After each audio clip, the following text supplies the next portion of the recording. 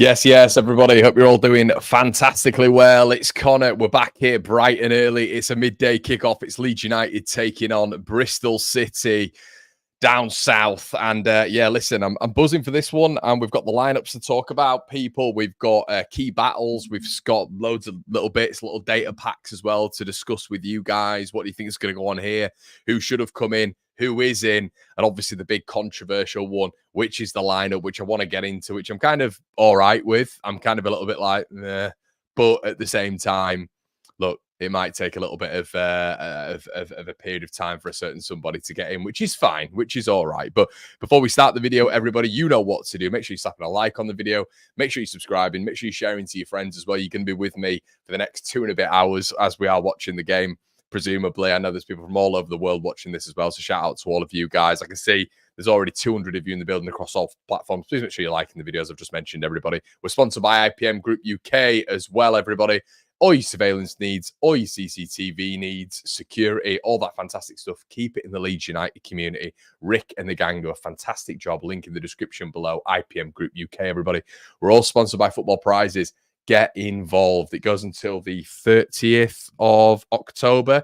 This week, the prizes are mad. It's a bumper prize week.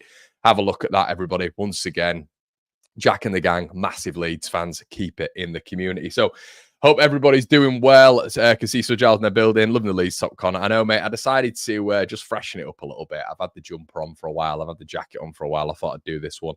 Matt's in the building. Hey, Matt. Hi, Connor. Hope you all, mate. 3-1 to us today. Feeling confident. Rise in the building. Connor, I'm pleased that Farquhar's going to be James. I like Solomon, but feel that James' pace and defensive side will be better at the moment. Immortals in the building. Hiya, mate. Border Tech back, Connor. Yes, mate. 3-1 to us. Sujal again says, morning, Connor, and all Leeds faithful. Let's get the job done in this early kickoff at work. We'll have this on in the background. What is it you do, Sujal? Let me know in the comment section below. I know we've had a chat about it, mate. Maybe you don't want to let us know on the stream, which is fair enough. Okay, evening, Connor. Need to check out Ben Foster podcast with Dallas if you haven't already. Free promo, that, Evan. Free promo. Yeah, I've had a little bit of a look at it, mate. It was decent. Ren said as well, I like the bench. Meti, he can be a game changer for them. So I'll tell you what, let's get into what we're all here for. Let's get into the lineup, shall we, everybody? Let's have a quick discussion about this then, shall we? Okay. So, what can we see going on here? If you guys haven't seen the lineup yet, obviously it's been released by the club and Bristol City, so it's a pretty decent sort of lineup for Leeds, I'd say. Let's start on the whites as I just move that logo off because it's very, very distracting. So let's start with the whites, everybody. So Eli Mele in net, no surprises there.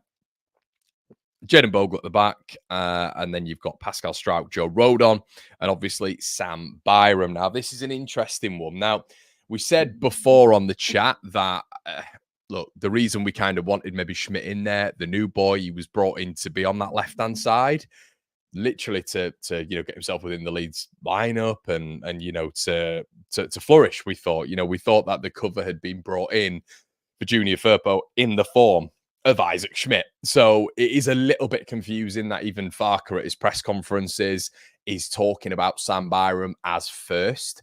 Leeds have paid money for Schmidt. Leeds have seen Schmidt in the UEFA conference qualifying campaign against Trabzonspor a day before we bought him, and he scored. So, yeah, it's a little bit confusing to me that we sort of is using Byram over him. Now, we know there's a severe, loving with Farquhar and Byram. We know there is. I think we were the only club last season to offer him anything. I'm pretty sure he said that on a Leeds United show as well that he did with the club, because no one would have that faith in him that he was going to be able to get over the injury. Farquhar obviously worked with him at Norwich and sort of gave him that olive branch, which was nice, I guess, from an empathetic level. And listen, Byram did well for us. He did well for us when called upon last season. He was decent. But I always say on this, without any disrespect, he's just the average Joe, Innie Byram. There's no airs or graces about him. He's not like a Junior Firpo, or he's not a Bogle. He's not a Luke Ayling. He's not even an Özcan Alioski. He's not going to give you the ability going forward that you need. And I think our wing play might suffer with Byram being in there, just basically on the premise that every single time he's a right-footed player, I actually think he's better at left back than right back, but that's a different conversation. But I think on the overlap, we've said this numerous times that you have to cut in. he has to cut in because he's not got a good left foot. So he's not a natural left foot. So he's always having to cut inside, which naturally makes Leeds' play more central, which naturally narrows Leeds United's play, which then means that the opposition can just make it very, very compact centrally, which means that Leeds suffer a little bit in there, as we saw like a la Burnley. So I'm not like really upset by this, but sort of a natural player in Isaac Schmidt going left back, I definitely would have preferred, but it looks like Sam Byram for the foreseeable future. Maybe Farker in training hasn't seen enough of Isaac Schmidt to go, yeah, all right, I like him. He's my man. You know, maybe that's not the case. Maybe he's looking at him still thinking Sam Byram is a better option, which is evidently the case here. Mentioned him first in press conferences, not really talking about Schmidt at all and barely getting any minutes in games, even when he's coming on. And obviously now the squad selection, which I think we all knew, Sam Byram coming in. So I'm interested to hear what you guys think on that, really. Schmidt must be if Byram is starting over him. Byram can play left back or right back. I'm a doctor, Connor. Oh, Sudjal, 62 years old and starts to come to work. What a life, mate. What a life. Well done to you anyway, mate. Is this Perot? Are you having a chat in here, right? Perot is starting, isn't he? Am I going mad? It's Connor broadcasting from a rainforest. I am indeed, mate. John says, get over to the Patreon, lads. Generation Leeds is worth every penny. And now the new WhatsApp is a must for conversation. Thank you so much, John. Yeah, we've got a WhatsApp group, everybody on Patreon. It is a laugh, to be fair. Make sure you head on over there. It's like our own little Discord, but it's a little bit more personal. Head on over to the Patreon for that. Leeds United community said, Schmidt not ready. Just Foxy. Sup, Connor. How you, mate? Schmidt not match fit ready. Yeah, do you know what the interesting thing is, mate? What I will say is he is coming on in games. Do you know what I mean? He is featuring in games. So if he's coming on in games, then you feel like he is relatively fit. If he's on the bench, then he's match fit, mate. That's how I always view football. If you're called upon and you're on the bench, you're match fit. You have to be. So let's have a look at the remainder of the team anyway, everybody. We've got Altanaka, Joe Rothwell, Dan James, which I think is the right option. I really do. Now, what I'm hoping is that James isn't on the left. I'm hoping, obviously, Willie Nyonso goes back to the left. James is then on the right, as we saw the other night. And I will say this. I did call this in the preview. I said when James comes on, I said this during the game when we were talking about it on the watch-along. I said James needs to come on in replacement of Ramazani the other night. And everyone was telling me in the chat, no, Connie, you got to give Solomon a chance. And I said, look, you've got to bring James on. Solomon, just the way he plays, it's just not doing it for me at the minute. I'm just looking at him as a player and I'm like, I like him. I think he's decent, but I think at the minute I need to see more from him. I know what I'm going to get from Dan James. Dan James came on for 15 minutes towards the back end of the game with Matteo Joseph. The game changed well back into Leeds United's favour. I actually feel I'm not just solely blaming Solomon here. But I feel when Solomon was on the pitch, it was very much, I'm going to try score whatever means necessary, even if it's veering over to the right. I'm not really going to get my head up. I'm not going to try really link with the forward. I'm just going to get the ball out my feet and try shoot. And I felt like that was very much the game plan when Solomon came on. Eager to score, which is great. But I think Dan James at this moment in time seems a little bit less individualistic and a little bit more about the team. So listen, I'm happy with James being on there. That would have been my option. So Farker's got it 50% right for me. Maybe a little bit less actually when we get a little bit further forward. But yeah, I'm all right with Sam being in there. I think Dan being in there. I think Dan's a good option. I think he gave more than what Solomon did in sort of 15 minutes. So yeah, I'm happy with that. Dan James, perfect away with his pace. Yeah, I'd agree with you, mate. I'd agree. Ryan says, when you said disappointed at the start, I thought you referred to Perot over Joseph. Ollie says, I'd have been more worried about Solomon starting over James. I think he made the right decision there. Yeah, and I think as well, Ollie, the reason behind that a lot of the time is because, like everyone's quite rightly said there, it's an away game, counter-attack, ball over the top if you need to do it. And he's on, isn't he? And he's a presser, Dan James, right? He's a big presser. And I think having Aronson on the pitch and Joseph, I think what will happen with Ramazani is your quality is going to go down because he's not on the pitch. But I do think with Ramazani being out the side, you can't really get to his level. I don't think with Solomon or Dan James. I just think Ramazani literally right now is arguably the best player in the championship or one of. That's what I think. That's how good I think he is at the minute, Ramazani. So I think the quality is always going to reduce. But when the quality is reduced, I think you've got to put James in there over Solomon. So I don't mind that decision at all. Now, let me know what you think in the chat.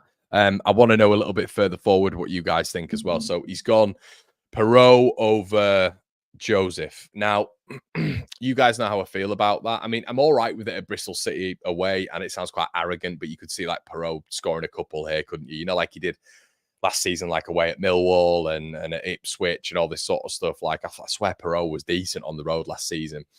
But I don't mind him starting for this one, especially with the pace in and around him. I think, you know, if you start with Solomon and then you've got Peru on the break, it's a little bit like, there's not a lot of pace there. There's not a lot of get out if we are under a little bit of pressure, which you expect. It was a sellout crowd, of course it is. Of course it is.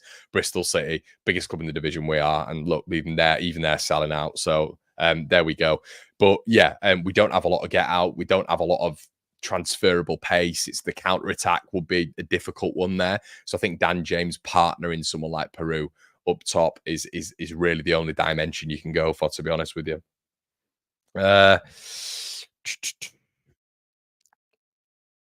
Who is Bristol City's danger man? I'd say it's the guy up front who's been talking about us again, mate.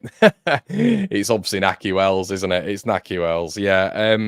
Yeah, I don't mind Jason Knight, obviously formerly of Derby County. Yeah, they've got a decent team, Bristol City, but I never get. I think Harakawa is making his full debut today, so yeah, that should be interesting. But yeah, I'm not. I think Mehdi was probably the most dangerous player, to be honest. I'm quite surprised he's benched. Maybe it's an injury or could it be a suspension? I'm not 100% sure, but yeah.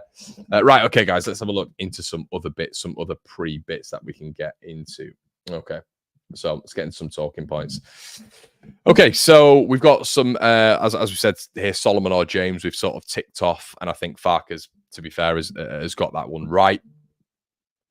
Away form. Now, I think this is critical in obviously a football season. I think it's absolutely massive, and I'm a massive fan of Leeds going into this, obviously, and picking up a win. I think, look, our counter attack is going to be a real problem. I think for a lot of teams. I think the pace, you wonder how they're going to come out against us. Like, how do you come out against the Leeds United side? Do you try dominate the game? Do you try and take possession away from us? Do you try and are you going to try go to a back four, back five, back eight that we've seen previously?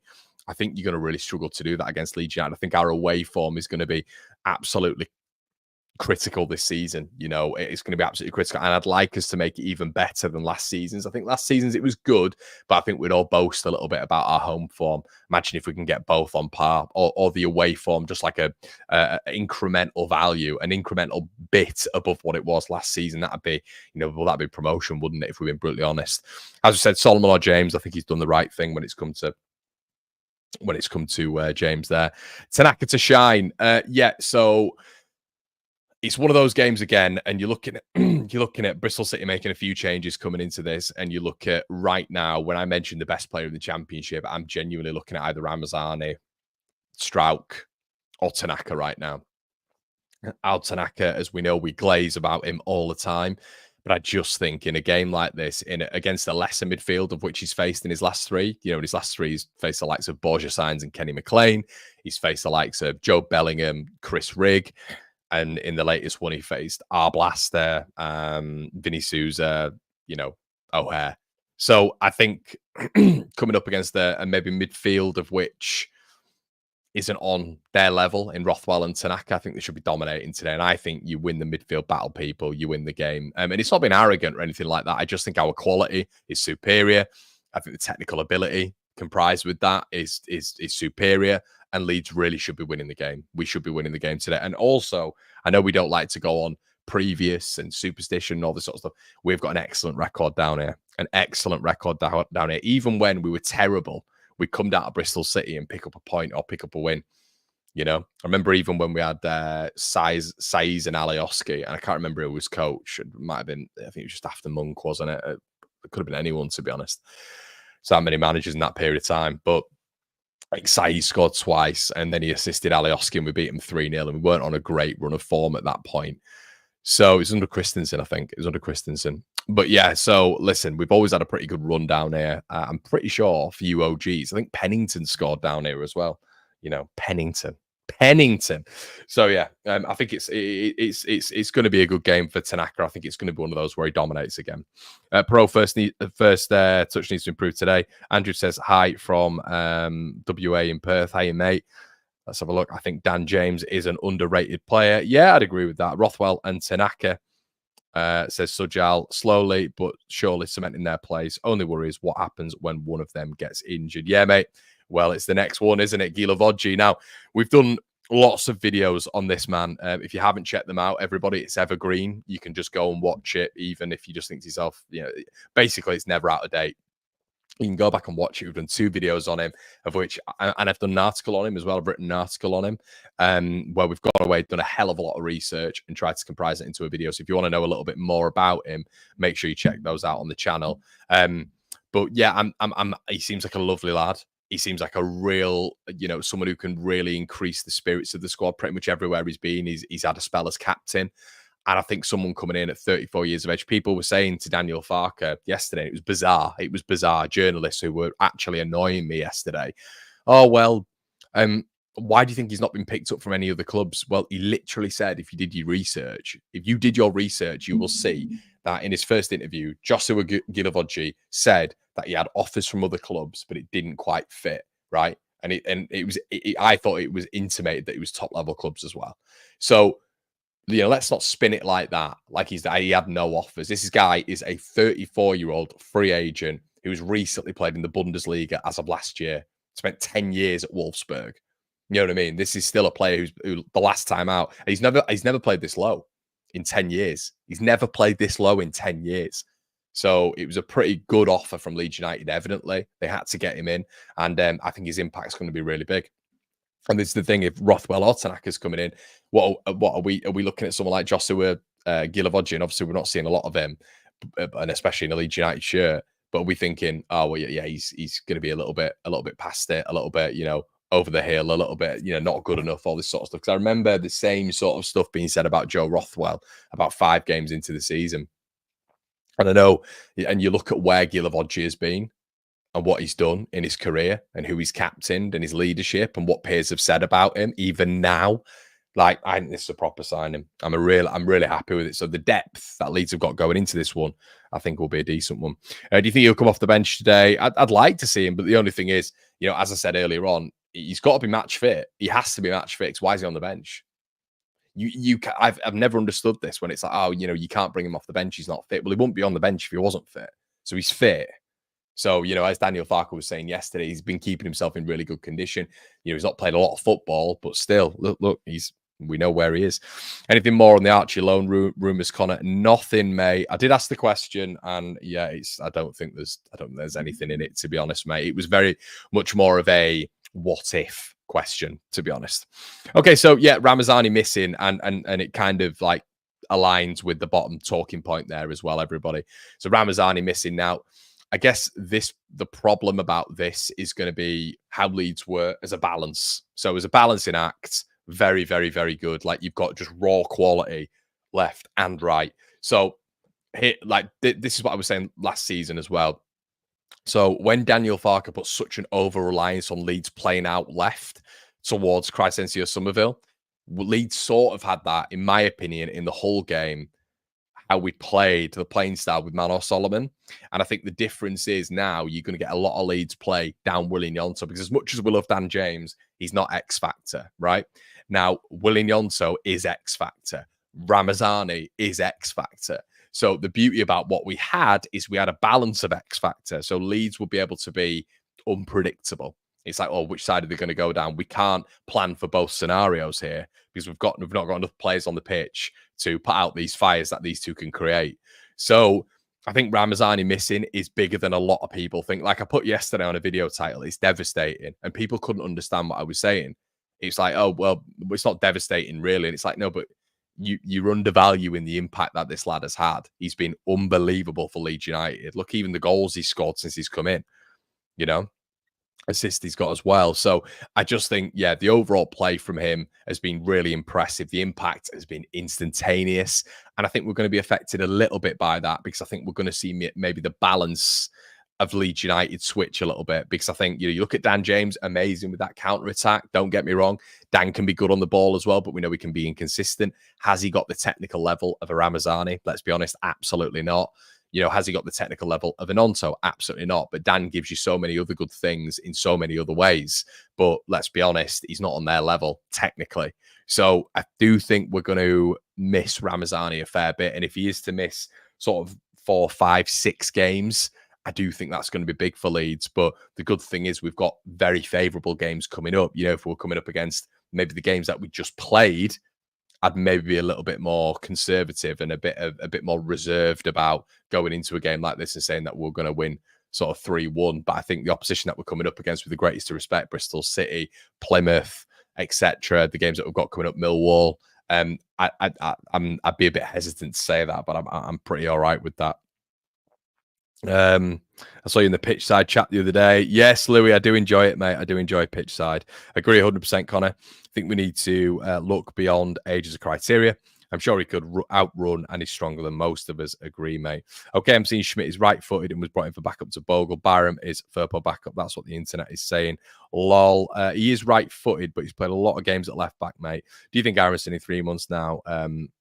Do you think Aronson in 3 months from now as a key player seems to get better? Yeah, to be honest, Leeds United community, I wasn't as sure he's been that good. I think the last game he was much better. And there was an argument that he was man of the match for me in the last game. However, the 4 games before that, like, Coventry, Norwich, Sunderland, Sheffield United, I think he was poor, mate, if I'm being honest with you. Not poor, but I think he was sort of below average. And they're from the standards that he'd set, really. So it's credit to him. But I thought he'd gone off the boil a bit. Gabe agreed with me on there that he'd gone off the boil a little bit. But I thought in the last game he was really, really good. Really, really good. So yeah, guys, they're the talking points anyway. And the non-so reliance is going to be really interesting. Okay. So let's have a quick look at the team ratings then. As you can see, Bristol City, actually, guys, which might surprise you, haven't been beaten in 5 games, which is credit to them. It's credit to the gaffer. It's big that, really big in the Championship to not be beaten in 5 games. That's really impressive. So Leeds are going into it. They've had a 6.9 rating. Leeds have got a 7.2 rating. Leeds are the form team, everybody, in the division, by the way, which is nice to see. But Bristol City are up there as well. They are up there as well. So it's going to be an interesting game. It's going to be a difficult one as well. I think it's going to be difficult. It might be a little bit more of a difficult test than we've faced before when it comes to Bristol City. Because I feel like every time we've played them previously, it's been a little bit easier. However, last season, if you remember, 1-0 Willie Nyonso. And at this point, Bristol City were flying. They're absolutely flying, especially at home. So if we just have a quick look at their last results as well, they've beaten Borough away 2-0, which was a really surprising result. Obviously, they drew their derby as well, 1-1. They've drawn to Stoke 2-2. But let's have a look at their home record. They've drawn to Sheffield Wednesday. They've drawn to Cardiff City. They've beaten Oxford, which is a really good result because Oxford are playing well at the minute. And they've drawn to Coventry. So they're doing all right at the minute. And just having a quick look there. Their latest results, everybody, against Leeds United. As you can see, I wasn't joking. Leeds have got a very, very good record against them. A very, very impressive record against them. Beating them, 1-0, 2-1, 1-0, 3-1, and 1-0. They were the last 5 results that Leeds United played against them. So, as you can tell, it's a big sort of gap between us in terms of just consistency, quality, and also results. So, yeah, all really good there. Let's have a quick look at what you guys are saying in the chat. Keep getting your thoughts in, everybody. Interested to hear what you say on this one as well. Stay with me. Make sure you're slapping a like on the video, as always, everybody. What do you think? What do you think you score? What are your score predictions? We're going to be going for another half now before the game kicks off as well. Tight games. How are we, Connor? Bristol should be easy, mate. Yeah, all good. NFFC, all good.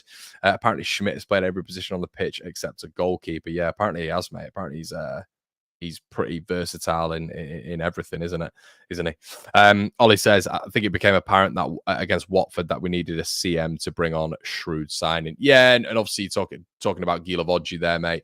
I think it's one of them where you can calm the game down as well.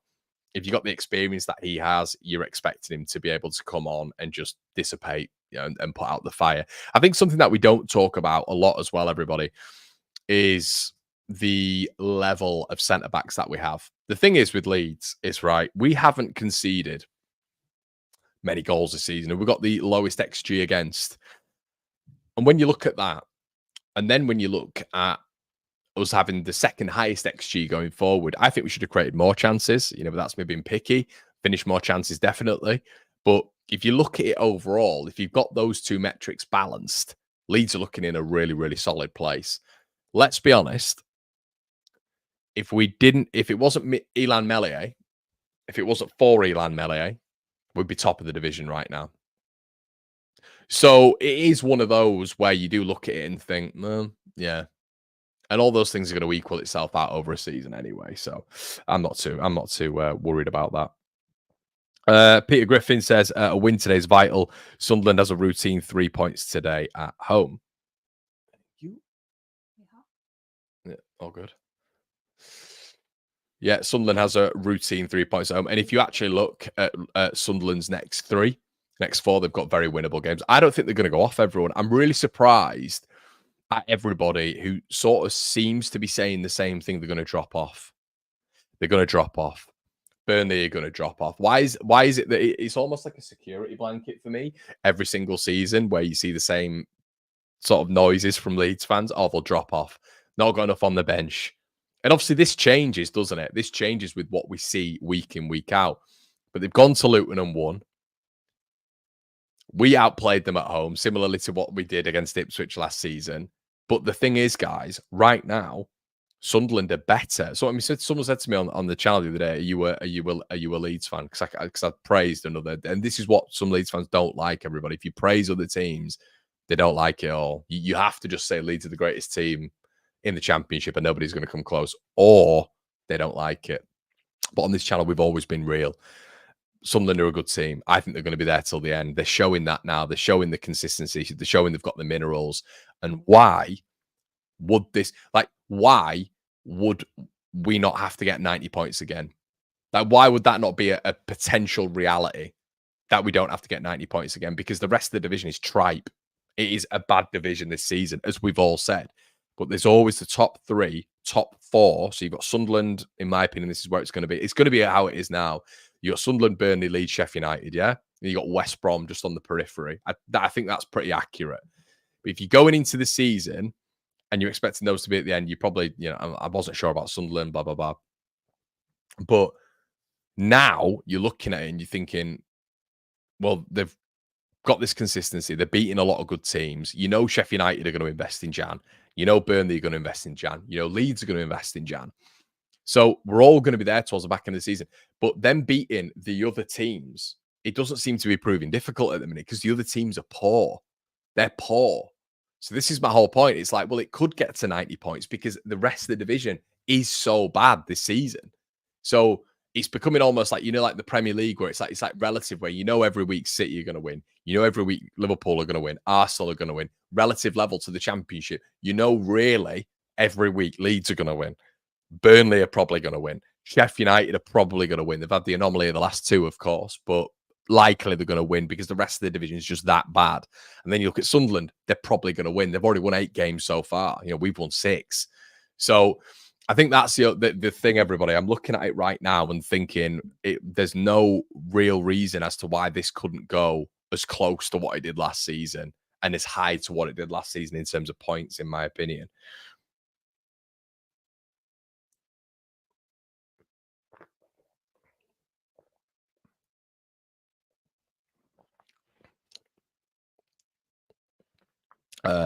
Sunderland are going to be this season's Leicester. Ipswich, how many sugars in that coffee? Don't take it, mate. I'm sweet enough. If Sunderland lose Rig and Job, they will drop. You're right, mate. Leicester and Ipswich both fell off, but we fell off too. And I agree with that to an extent. But do you remember last season? Do you remember all of last season? If Ipswich lose Leif Davis, if they lose Connor Chaplin, they're going to drop off. And quite rightly, as Owl said there, like they did all drop off towards the back end of it, but so did we. So, you know, you've got to keep up your standard as well, haven't you? You've got to be able to go right till the end and be so consistent towards the end as well. But the thing is, all these teams went beyond 90 points. We're all going to dip at some point in the season. We're all going to dip. No one's just going to be on that level and get to 130 odd points. But I think we're seeing now already a little bit of a breakaway from, like, you know, already. I know it sounds daft, but like even just like third, second, and first, all superior goal differences. Or never ever underestimate goal difference. Goal difference is massive. I don't care what Brownie says, as much as I love him. Goal difference is like an extra point. 'Cause if it's so tight towards the back end of the season, you go up on goal difference. So look, massive, absolutely massive. So our goal difference, top three, is already massively superior. And then you got the 3 points as well. So I classify that as like 4-5 points anyway, because of the goal difference and just the point differential anyway. So that's really big, everyone. That is really, really big. And already you're seeing that little bit of a split. So it just shows that the rest of the division really, week to week, aren't able to compete with us. So who's to say it's not going to get to that level? Yeah, it really could. And as I said, mate, I do feel like we were all saying that. We're all saying that. Sunderland are not going away like it, so we just need to concentrate on ourselves. And that's the big thing. You know, if we get our outliers better, you know, if we get set pieces better, if we get scoring from open play even better than last season, if we rely less on just individual moments and we're proper, you know, develop as a system team, then, you know, and we've got good depth options who also contribute to goals. These are all sort of marginal gains which you need. But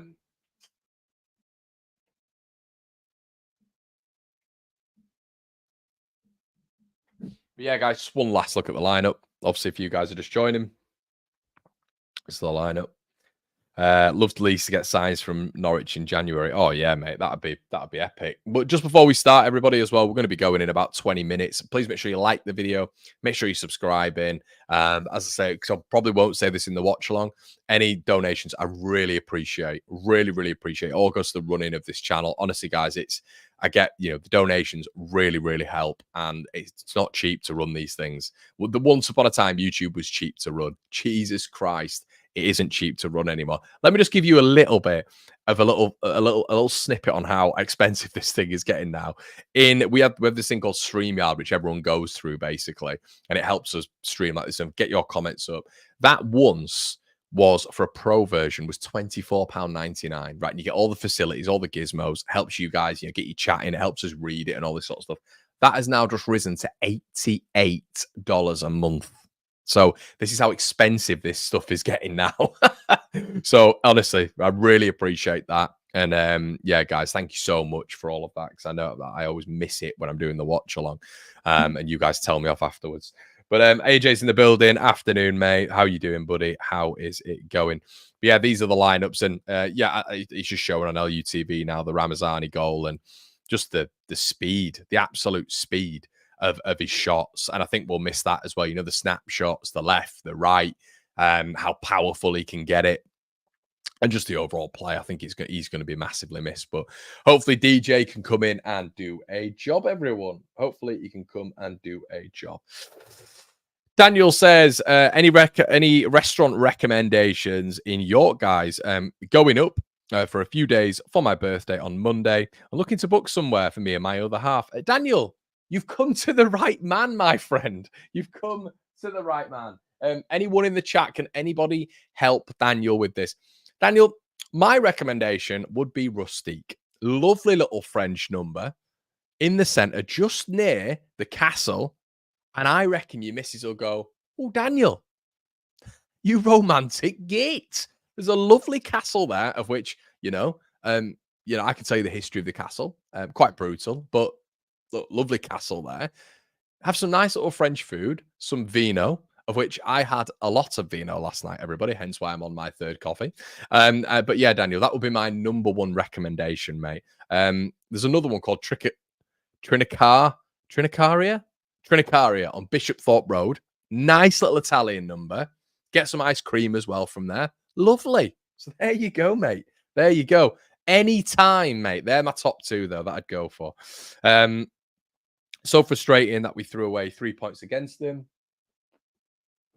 But we are a cut above than anyone else. It's like YouTube ads. They force you to buy premium runner. Oh, mate, you're telling me like so? It's mental. It's absolutely mental. So yeah, as I said, the website. So I've got a website now of which I'm, you know, if you guys haven't checked it out, I definitely recommend checking it out. We've got some really good writers on there as well, and it means that I can go on and do my old stuff, which is what I love doing, which is writing. And yeah, I definitely recommend that. But I got someone to make the website. One of a good friend of mine who gave me a few mates rates, but he did Gary Neville's website. He's done Sky Sports website.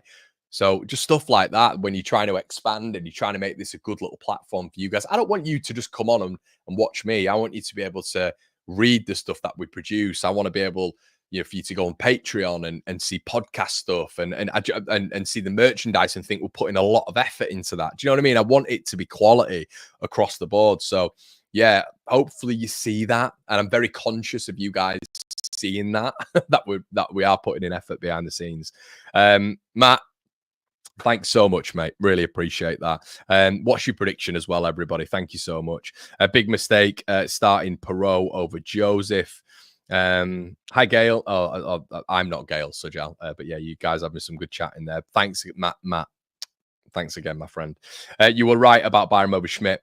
What's the point in buying a decent profile left back and not playing? Same old fark. Won't take calculated risks. Everything situation is forced in this team. Yeah, AJ, I know you're a little bit of a criticizer of him, which I completely understand, mate. Yeah, I'm sort of with you. I don't see the point in, and obviously now we're hearing, oh, well, Schmidt wasn't a left back replacement. He was a right back replacement. It's like, well, at the time, we were all saying that he was a left back replacement. So yeah, I think he can play on either side, Schmidt, and I think he's like a Swiss Army knife, isn't he? So similarly to Byron, but I'm very much of let's get into the new era. Yeah, let's get into the new era. Let's invest in young Schmidt, young Isaac Schmidt. I'm all about it. And if he's not up to the standard, you take him off. That's what I'd rather do. For me, anyway. But yeah, everybody, we are about 15 minutes away from kickoff. I enjoy these. I enjoy just coming in and having a chat with you. It's very nice just coming in and having a chat with you about Leeds United and just about life as well. We have Snapchat as well, everybody, if you're interested in that. I'm trying to get down with the kids. Don't ever do that again, Connor. I can hear you cry. But I'm trying to get down with the kids. Trying to put a story up there this morning, a little video. So if you guys enjoy that sort of stuff, I think we've got like 1,000 people over there now, which is pretty cool.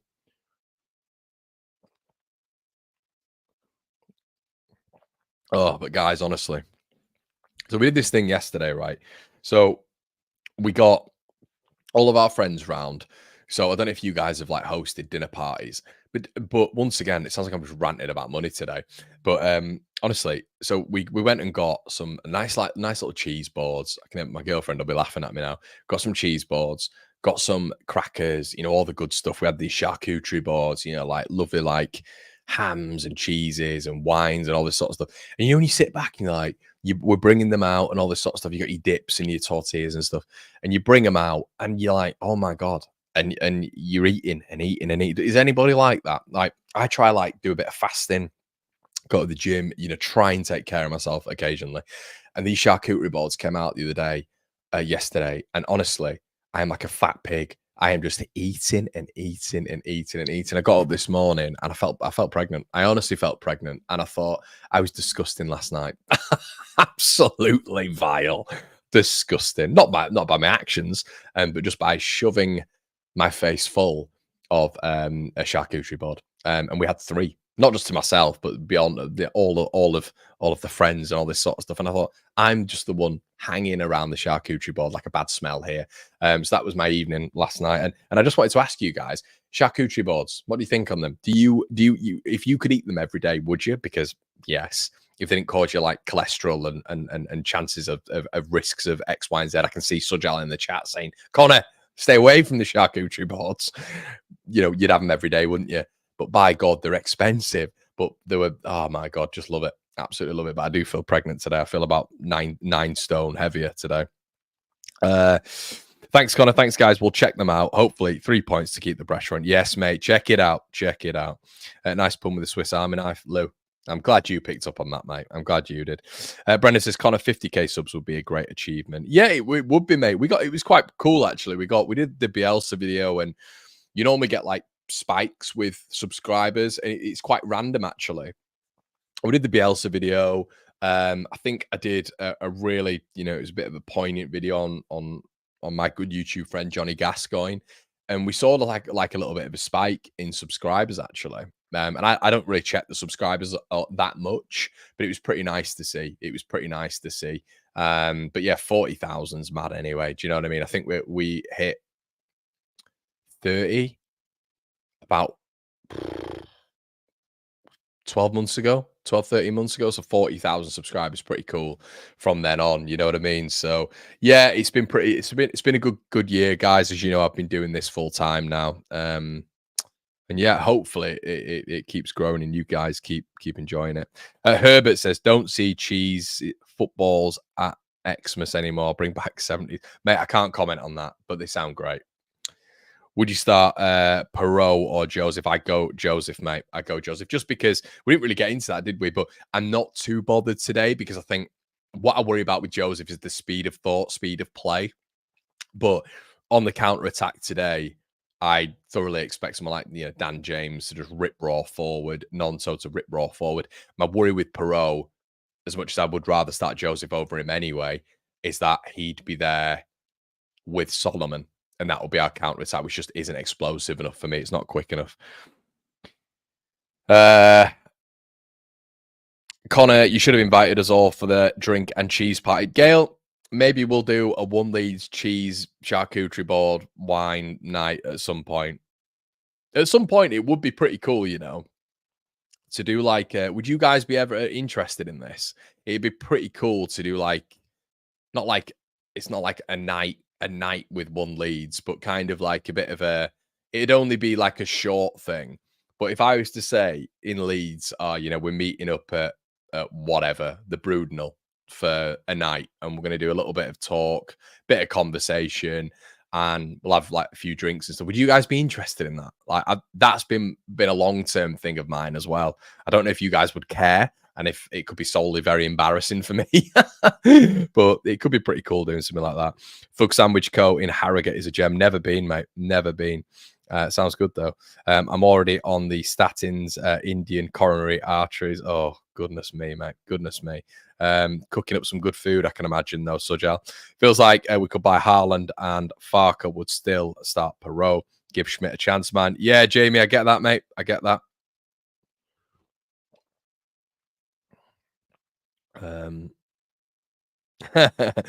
Chris, we all know Biggest Leeds channel only has those subscribers because Leeds United is in the channel name. To be honest, Chris, I don't think I'm the biggest subscribed channel. I don't think I am. And we will see the square ball quite probably just zoom past us in the next year or so. So I won't be anywhere near the top, mate. Afternoon, Con. Hope you're well, mate. All good, mate. Russ says, sees some fans saying Farker out already for the team lineup, saying it. Really? I've not seen that, Russ. That is mental. I haven't seen that. That is mental. Yeah, and I'm sure a lot of people probably haven't seen Schmidt play. Cheese and wine outside ER when we are promoted. I'm up for it. We'll come up from London. Good man, mate. Good man. Shout out to Josh, new member of the channel. Good man, Josh. Good man. Shout out to you, buddy. Would you do autographs? Do you know what, mate? I'm not.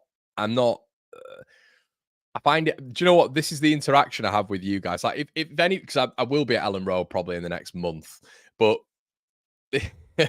we're having this chat last night, and someone will see us on the channel, right? So let's say if I go and go down Ellen Road, they'll go, "It's you," and I'm like, "Yes, it is me.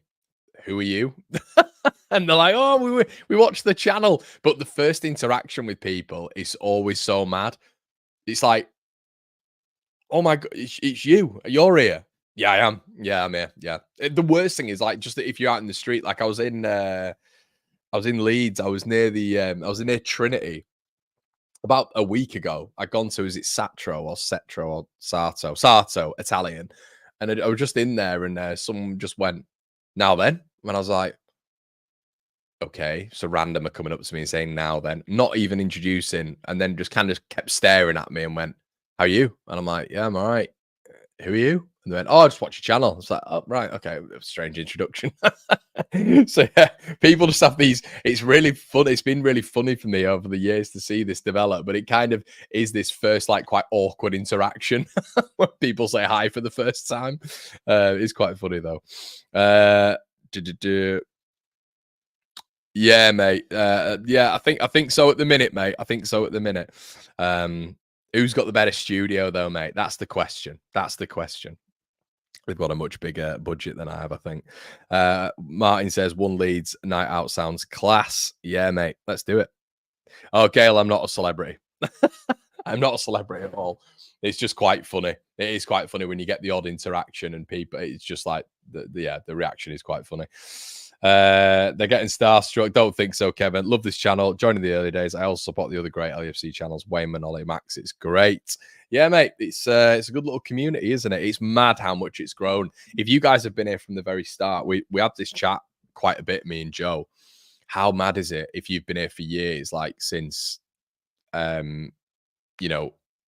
since the OG days?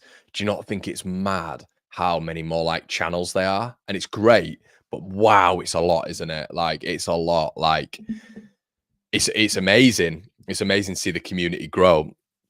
I think it's only a good thing, but it's crazy to see how many it's grown. I reckon Leeds channels out there now, there must be 50, maybe. When back in the day, my God, I think it was 3. It was like LS11, All Leeds TV, Talking Shut, LFC Lewis, obviously. That was it. Honestly, I think that was it. I remember going on LS11 for the first time and I thought I'd made it. Honestly, I thought I'd made it. I was like, oh my God, this is class. And it was brilliant studio set and it was great with Ryan and the gang. But yeah, mental how big it is now. Good morning for the States. Let's get the win today. Yes, mate. Shout out to you, Texas Leeds. Okay, need to work now. The NHS is calling. We'll be in the background. Come on, Lee. Shout out to you, Sujal. Shelley says, I started the Leeds show on the community radio station at Cloth Cat in Leeds. I have 23 listeners from my last one, so 40K is crazy. Shout out to you, Shelley. Everything takes time, doesn't it? Everything that takes time. I'd probably just shout Connor. I'd be offended if you didn't recognize me. That's the thing, Ryan. People, honestly, mate, I'd know you by name, but people will just like they'll just come up to you and they'll go, "It's Ryan," and I'm like, "Right, who's that then?" Yeah, so it is mad. Right, let's get this timer sorted, shall we? Oh my God, look what the minute we're on.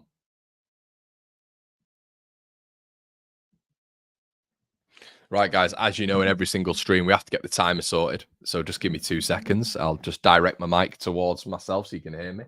But yeah, we do have to sort this out because we are edging closer to Leeds starting the game. Let's have a quick look. All manual work, everybody. Are you impressed? Slap a like for the manual work. Yeah, as well, guys, we're going to have the match reaction after this as well, as you guys always know. So make sure you tune in for that one.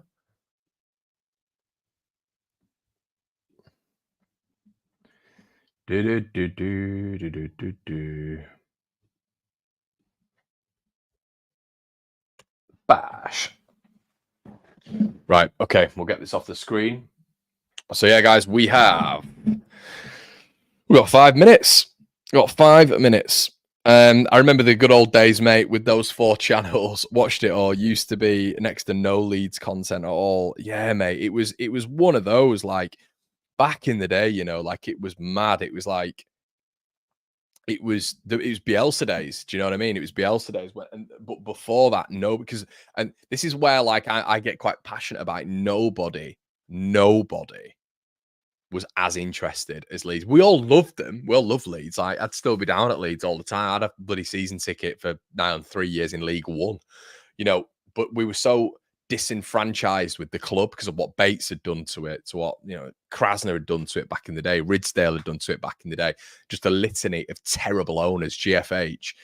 And we're all very much like that, weren't we? We're all very much like, oh my God, this is just awful. This is awful. So yeah, we never had that. You know, we never had that. It wasn't. And shout out to all the fan channels who were there, like at that time. And then All Leeds TV came on. I came on when bloody Bielsa came on. and all this sort of stuff because I felt connected to the club again. Obviously, I still loved Leeds, but I was so much more connected to the club when Bielsa came. But yeah, guys, madness. But we're the people are walking out now. Wingdom, a Leeds-based company, wants to support your channel. How do we go about doing this? Shout out to you, mate. Thanks for your donation. Any business inquiries, mate, one Leeds fan channel at gmail.com. Shout out to you, mate. Thank you so much for the donation. Paying a fortune on TLK to listen to news. They were the days. I bet you get recognized in Oz. To be honest, I'd love to do Oz, man. I'd love to do Oz. The thing is with Oz, yeah, exactly, Gail. The good old days. Yeah, it was mad. Like, yeah, all these TV was a mad period. Mad. So yeah. But I like to think we've all evolved from that. Do you know what I mean? But yeah, guys, ow. Cheers.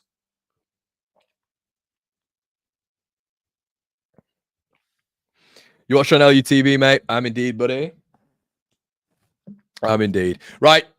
You know what to do. Get your score predictions in, gang. Get them all in. Leeds United facing Bristol City. We've been going for an hour, as always. We've been going for an hour.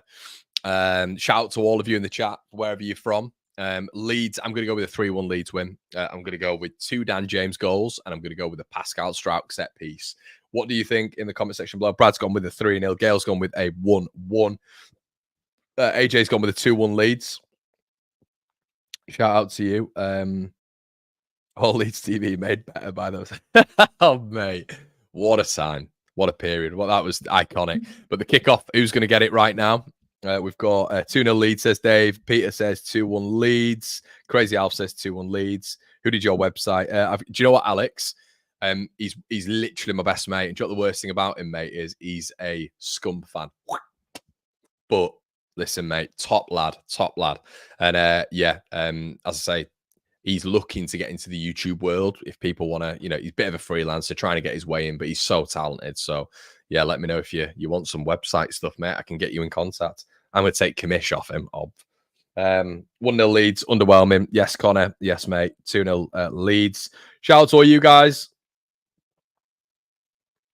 1-0, says Andrew, one of the Patreons. Underwhelming, but job done. How are you doing, Andy? I don't know what this is a minute silence for, I'll be honest.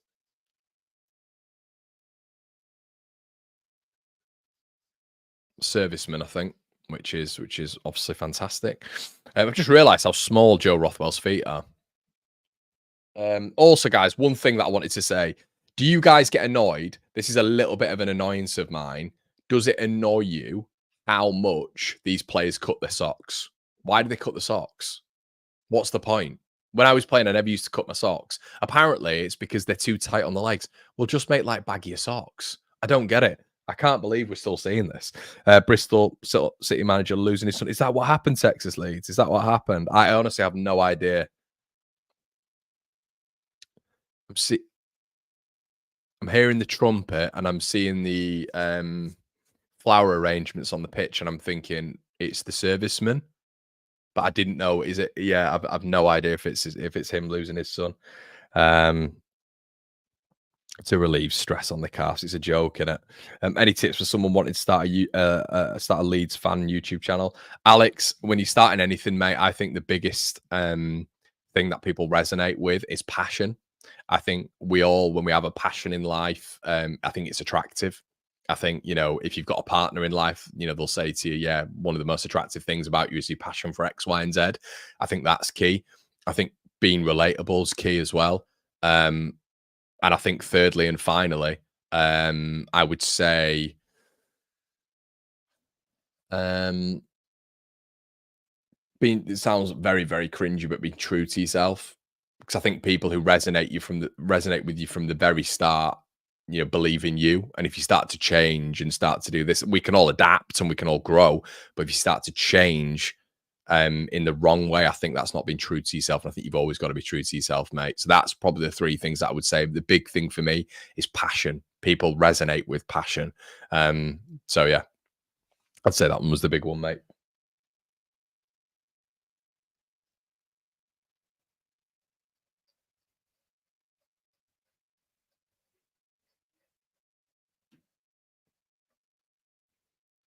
Yeah, a bit of a confusing one to what that was, everyone. Serviceman, some of you guys are saying it was to do with his Son. Not 100% sure. He doesn't look that emotional though, does he? But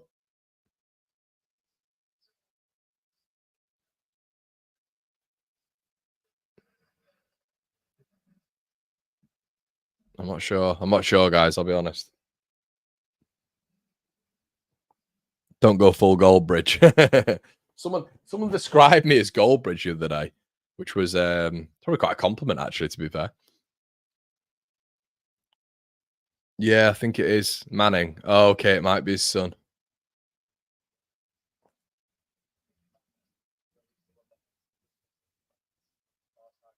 All right, it must be his son. Yeah. Oh, that's nice, to be fair. That's lovely.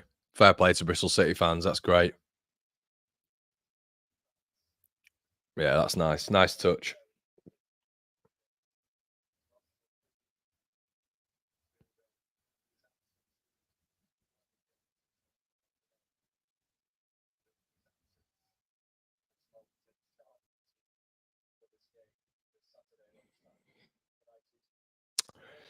Right, guys. Here we go. Come on. Big game for Leeds. Big game for Leeds. Okay, Bristol City, we've got O'Leary, McCrory, Bird, Hirakawa, Knights, Jason Knight, formerly of Derby County, Viner, McNally, Sykes. It's gone off the screen, but who cares? Leeds United. I've got Eli Mele, Bogle, Rodon, Strauch, Byram, Rothwell, Tanaka, Aronson, James, Peru, Nonto, a bench of Darlow, Bamford, Solomon, Joseph, Gilavodji, Gelhart, Schmidt, DeMaio, and Charlie Crew with the manager, Daniela Farcaso. Okay, everybody, make sure you're slapping a like on the video. Let's get this racked up. If you want to get your timer in tune with mine, you know what to do, people. Wait for the moment. Now, Live Score is telling me that the game has started. It hasn't started on my box, so we will not be going yet, but it is about to begin as soon as I hit refresh. You know how we go, everybody. Make sure you're tuning in. Make sure you line up. Some of you might be ahead, some of you might be behind, but we are going, baby. Leeds United versus Bristol City. This camera is always extremely weird as well. Very high up. It's almost like you're watching a rugby game. Okay. Come on, boys. Big game. It's always got weird markings on it, this pitch. Eli Mele, anyway. Joe Rodon. Elan Mele leads up at the back, spreading out the centre backs. Pascal receives the ball, plays the ball in. Willie Nyonso on that left hand side, taking up a place, gets budged off the ball. And I tell you what, guys, Bristol City are on a bit of a counter attack here. The ball played into the middle, and they nearly get on the end of it. Just evades him. Dan James now gets absolutely nailed. So Bristol City have come in with some intentions here. That should be a yellow card, really. Okay, interesting. That's not a yellow card. That should have been a yellow card for McCrory there, who I believe is back in the side today. But I tell you what, everybody,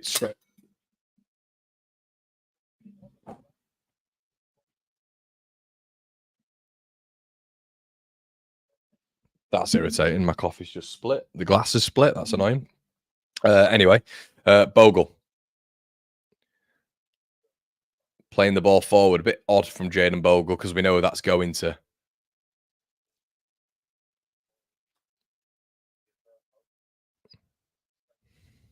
Aronson. It's very scrappy. Very, very scrappy so far, everyone. Bristol City win the ball. Play the ball forward. Sam Byram should be seeing this out, and it goes out.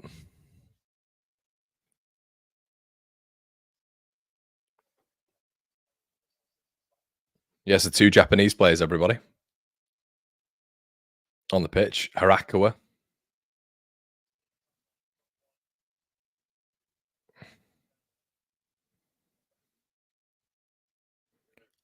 Leeds can't get out at the minute. Leeds can't get out, and not in a we can't touch the ball or anything like that sort of thing. But it's just scrappy. It's very scrappy. This Rothwell has the ball.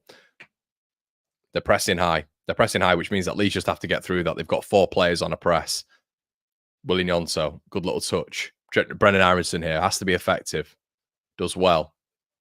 Dan, but this is the thing you get with Byram. He won't go on his left side, so he's always looking to invert, which means that Leeds are going to be playing narrower. Surely they'd have prepared for this. Dan James in a little bit of space here on the right hand side, plays a ball, lovely flighted to Willian Yonso, blocked.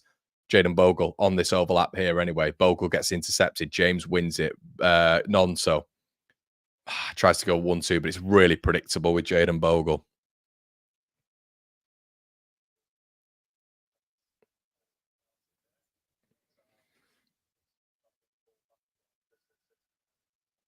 Bristol City win it back anyway. Leeds pressing high, but they've played through the press here. And it's a lovely feather ball here. The number 7 has split the defenders, but Sam Byram does well. Sam Byram does really well there. Hirakawa, but they've got a bit of pace on the attack, to be fair, on the counter-attack. They look all right, Bristol City. Leeds just need to just get themselves into this game a little bit. They are pressing high.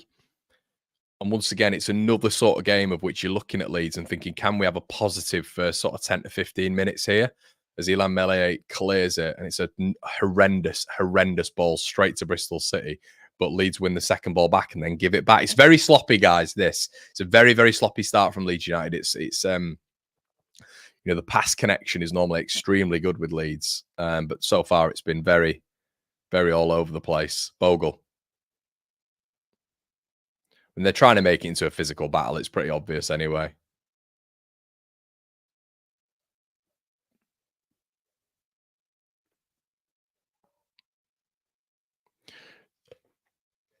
Jayden Bogle with a throw. Right hand side. Bogle throws it. Perot. Nodded back.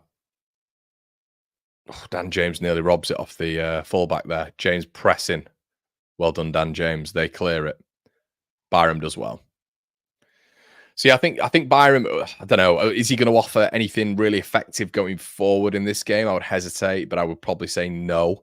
But defensively, so far, he's won a couple of individual battles, which is a good sign for him, and he's recovering well. So that's good for Sam Byram.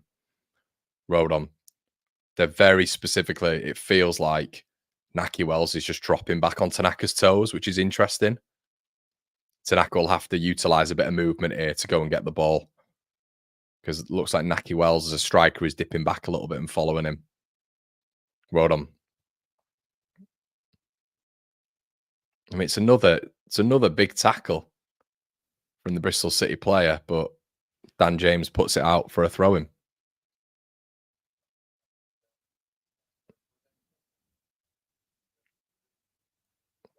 Tanaka, ball played over. Naki Wells on the wrong side of Joe Rodon switches inside. Bad touch by Naki Wells. Bogle does well. They're getting in behind us a little bit here, I have to say. Tanaka closed down. Bogle. Good turn from Harrison. Can he keep it? The referee is not giving anything at the minute. And Bristol City have come for a battle, and they've recovered it well. McCrory taking on Jayden Bogle. Bogle does really well defensively. Really, really well. It's a throw-in. But they're right in this game. It has to be said. It has to be said. Leeds need to wake up a little bit here, it feels.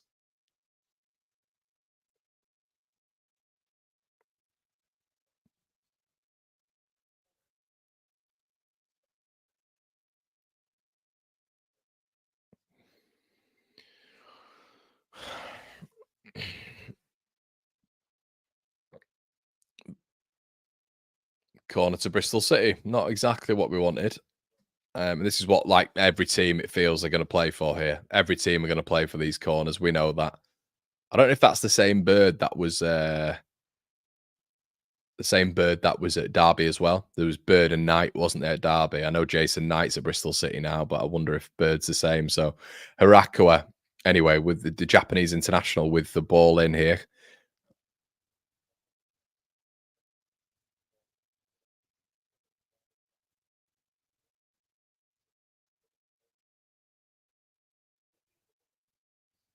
I don't know what the referee's doing here. Referee's gone to see if the ball's in the quadrant, and it's not. Leeds knock it out. Still in the box, though. Unbelievable that. The referee, guys, went to look at the quadrant to see if the ball was in the quadrant. The camera did a zoom in. It was still out the quadrant. Bizarre. But yeah, Leeds just needs to pick it up a little bit here, I feel. It just needs, I mean, we're edging our way into the game. Nothing too dramatic, but I'd like to see Tanaka and Rothwell get on the ball a little bit more. They're very physical, Bristol City. You can tell that already. They've come for a bit of a fight. The referee is giving nothing as Melee distributes it. It's a good ball. Leeds win this, nearly win the second ball. Bristol, but we're just not winning this second ball enough for me. Referee's literally giving nothing, and that was for Bristol City then, to be fair. Aronson can't sort his feet out, wins the ball back. Rothwell spreads it. Joe Rodon. Need to see movement from Perot. Perot's just stood in the middle block here. We need to see something from him. Need to see a bit of movement. The pitch is massive tonight.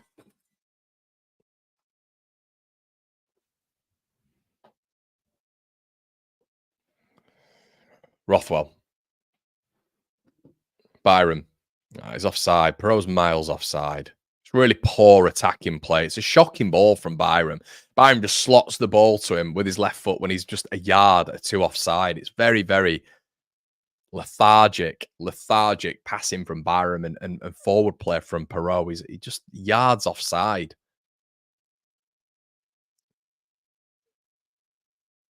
Peru's just nowhere near as sharp as Joseph. That's the thing. He's nowhere near as sharp, and that's the difference. You know, I keep getting told that, yeah, Peru scores all the goals. Well, you know, fair enough, but you are missing if that's what you're saying, which it is. You know, if people are saying, you know, oh, but he gets the goals. Okay, well, you can't moan about the other bits then, because with Peru, you are going to get sluggish play. You're going to get that 4, 5, 6, 7 touches when you only need 1 or 2. You're not going to get that sharp movement off the centre back. It won't happen. So you got to take your medicine, really. Can't be having both, because that's not the player that Peru is. So we're not going to have that centre forward play of which we're looking at now. So Melee is looking to distribute the ball. You're not really going to get Perot looking at those, you know, winning those individual battles. We haven't got that. That's poor. We're poor on the ball at the minute. We're trying to pass out from the back, but the midfield is giving us nothing in terms of that link-up play. It's not giving us enough. So when Rodon gets the ball and when Pascal gets the ball in that midfield, they're getting pressed on straight away. You've got to be able to be effective on the ball. You know, if Aronson's getting the ball, he's giving the ball away sluggishly under pressure. James is giving the ball away. You've got to keep the ball and get Leeds up the pitch, because otherwise we're having to go long to Joel Peru, which isn't working. But if that is your tactic, you're going to have to make sure you're very good on the second balls, because Peru's not going to win the first ball, so you've got to be winning that second ball. So here we go. Another example of it now. Rodon plays the ball centrally. So Peru's got to keep hold of it now. Does so well, but it's got to be quicker here. We've got to play through the press a little bit quicker. Okay, Byram, all right foot. Nonso by himself, because obviously he's not getting that overlap. Aronson, Byram, Aronson. It's all Nonso here because he's got no overlap because Byram won't offer it. So it's so central. Tanaka should have had a shot. Jaden Bogle. Tanaka. Byram. Oh, unlucky. Good ball from Tanaka. Better from Leeds, though. Rothwell. Nah, it's poor from Joe Rothwell. It's poor. Better from Leeds. A little bit better. Yes, first probably decent passage of play. Leeds about 11 minutes in, really.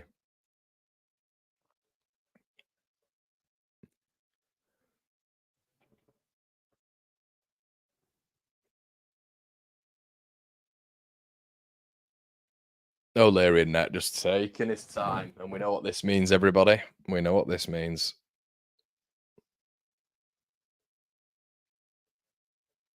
From Brazil, go Leeds. Shout out to you, Leandro. Is it just me, or is the camera 10 miles up in the air? Yeah, it is, mate. It always happens, doesn't it, at Bristol City? It's always like the maddest camera angle. Bogle, I think he's had a good start. Winning his individual duels as well. Looks good. Melee. They are pressing high, though. Strauch. Well played, Nonso. Got to keep hold of it, Perot. Just plays a shit ball. Mind my language, everybody. Perot plays a shit ball into Aronson and loses it. But Leeds have it now. Nonso. Oh, it's a poor ball from Willie Nonso. It's too long for Dan James. James puts the ball in. Knocked out. Pro kind of wins it. Rothwell, unlucky, just wide. About a yard wide.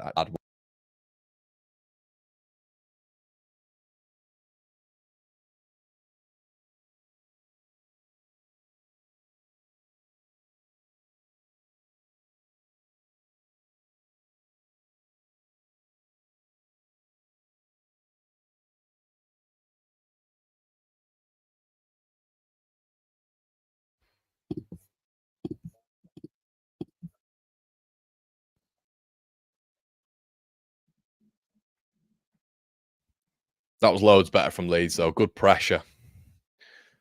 Nonso. Nonso. This is better from Leeds. We're looking a little bit like our old self. Nonso on the ball. Just can't get beyond that man. Cleared. Rodon. Keep it in. Come on. Rothwell. Does really well there, to be fair. Rothwell. Strauch. Under a lot of pressure, and he does well. Pascal. Jaden Bogle. This is better from Leeds. Much better. Tanaka.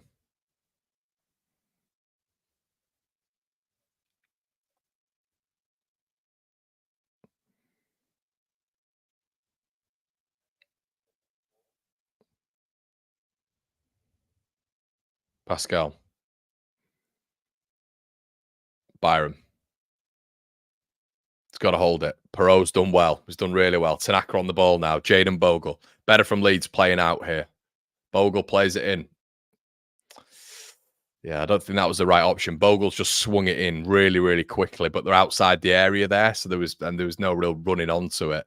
And all Bristol City are doing in build-up, guys, all they are doing is trying to play the ball behind Leeds. That's all they're doing. They're getting the ball out wide. First thought is to play it in behind. So if Leeds just get their angles right, if they get the positioning right, we should be all right on that front. Tanaka.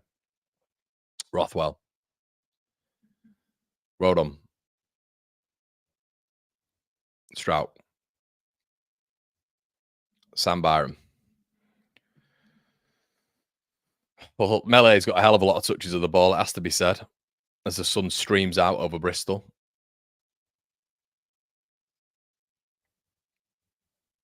Strauch. Nonso. Rothwell. I'd like to see us turn out a little bit more here. We're kind of it's just facing Melee a lot of the time. Back to Melee again. Christ, come on, Leeds. Let's be a bit more adventurous, shall we? Tanaka. But it's the thing, we've got to see movement. There's got to be movement up top for them to pass the ball. There's clearly no movement. Nonso. Lovely whip ball. Bogle. So now we need to see James. Bogle. Aronson was in the pocket. Bogle does well. Really well played by Leeds. No, don't force it. Don't force it. William Nonso. Well done. Perot. God, honestly, guys, as you all know, it takes 4 years on the ball, gets tackled. Byram, Rothwell. The camera can't keep up with possession, which is difficult. But yeah, look, Perot gets the ball and then just gets shut down immediately because he takes 4 touches. Get out your feet and shoot. Strauch. Nonso. Byram. Tries to take someone on. Realizes he can't on his left. Cuts back. Good ball. Jaden Bogle. Don't shoot, Jaden.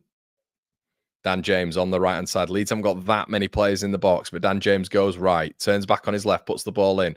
It's a poor ball. Tanaka on the edge. Rothwell. Bogle. Good play by Leeds. Dan James does well to take it down, but then loses it. And then dives. Yes.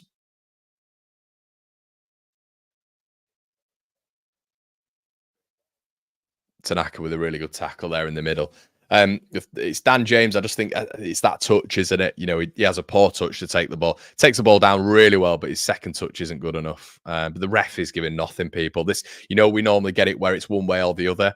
We're not even, to be fair, Bristol City haven't had a lot either. They've not had a lot. We're just not getting anything from the referees here. Leeds need to win these 50-50s a bit more as night comes through here. On the right-hand side, they have the ball. Byram up against their fullback. It's a good tackle from Sam Byram. Really good defending there.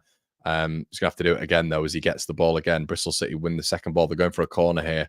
And Sam Byram means that he blocks it out for a corner again. They're playing for these frigging corners, as every team does against Leeds.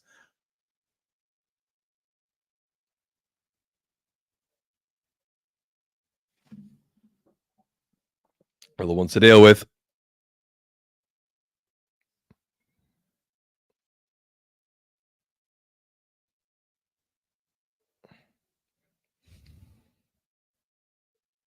Ball in. Melee, come on. Rodon heads it out, everyone. Leeds clear.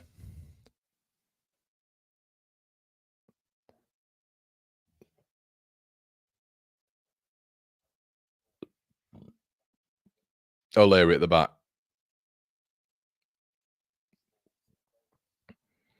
McCrory wins the header. It's a good winner, actually. Naki Wells does really well. Good hold-up play.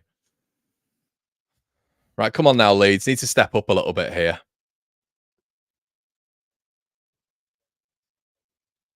Ooh, Byram nearly gets done there by Hirakawa. Does really well on the turn and 1v1 strike heads it out for another Bristol City corner.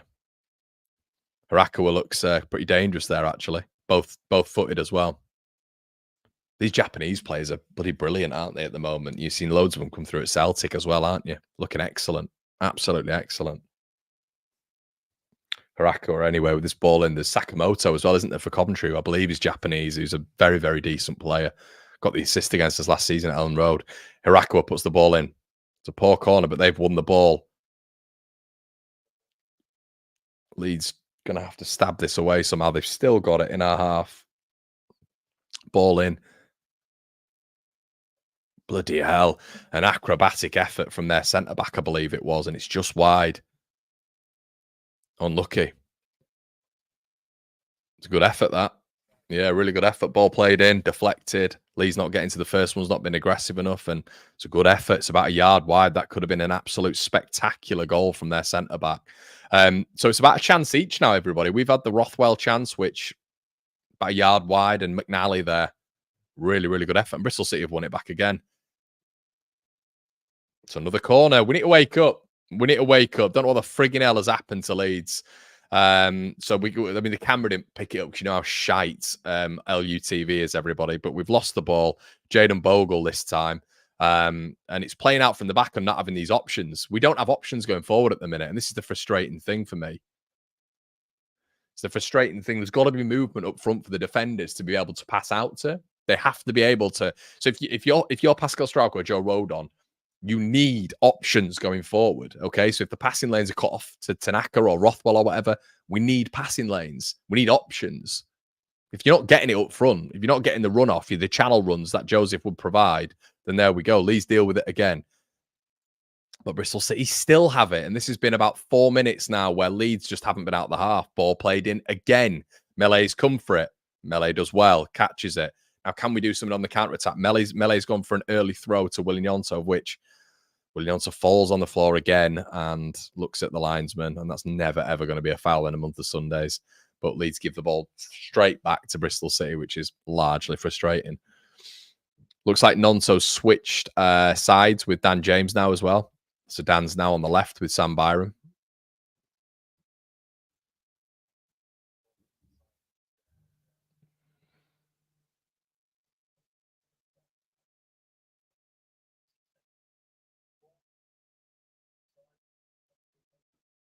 They've got too much space, guys. They've got too much space for me, this. It doesn't look like Leeds aren't being aggressive.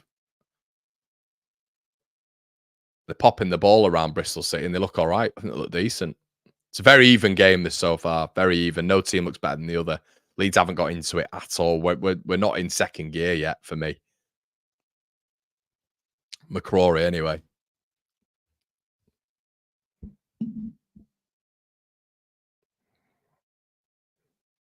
Hirakawa is slightly worrying me a bit because he's up against Byram every time and he's just getting into the game. O'Leary at the back, the goalkeeper. Chip ball. It's a good ball. Bogle does well on the press. Leeds have got to win these second balls. They're winning every second ball, guys. Ball played over the top. Leeds playing an offside line. Byram wins it kind of hectically. Leeds didn't look at... They're playing a high line, Leeds, there, but they didn't look assured at all. And here comes McCrory again. Ball played into the box. They've won that. This could be a goal here, everyone. It's chaotic defending this from Leeds United. And Melee catches it. Does well. Got to wake up. Got to wake up. They're finding pockets. They're finding space. We don't look good at the minute, everyone. You're all here for my review, my watch along. We look half asleep, if I'm honest with you. We look half asleep.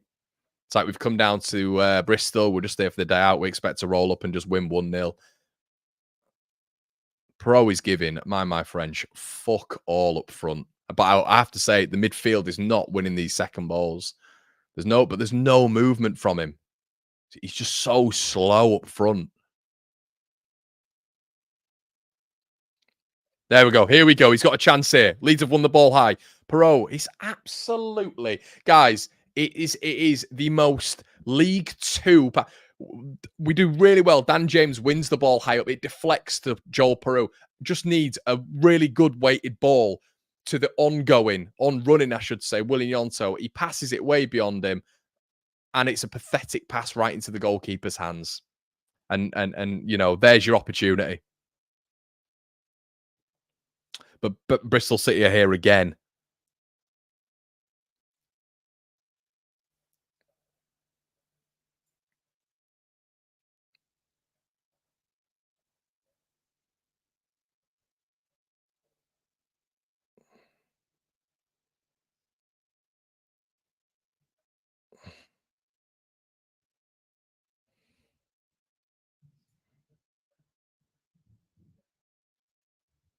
But yeah, guys, it's 25 minutes in. It's just apologies. I just keep smashing my phone apparently. But yeah, it's more like we just don't have this out ball. So the ball's played up now. Perot is not winning any of the out balls, and we're not winning any of the second balls. The first balls, I should say, with Perot. Yeah, I mean, Tanaka's get. This is the first game I've seen of Tanaka where I'm thinking to myself, bloody hell, he's lost a couple of midfield battles here. He is human.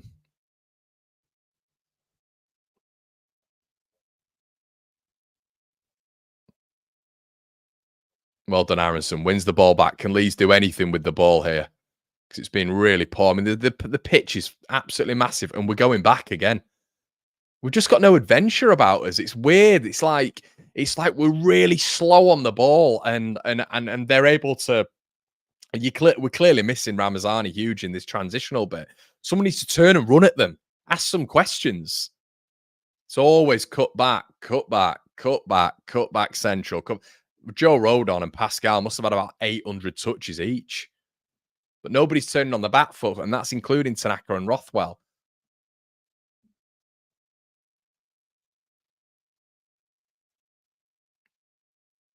I mean, now Bristol City are in like a back. Every player's behind the ball.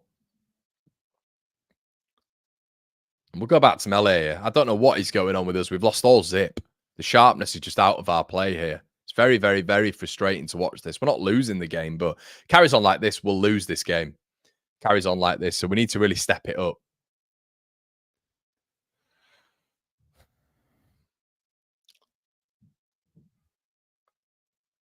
I'm just trying to figure out what Byram's doing. Byram's like playing as a centre forward right now, but it's not doing anything. He's not like making any movement or anything. Guarantee we'll go back to keeper. James. Bogle. Force back, all the way back. Look, we are doing nothing. There's no passing lanes. There's no options. They've completely packed out. They've figured out Byram, basically, as well. Because he's never going to go on the left-hand side. So they can afford to just cut inside.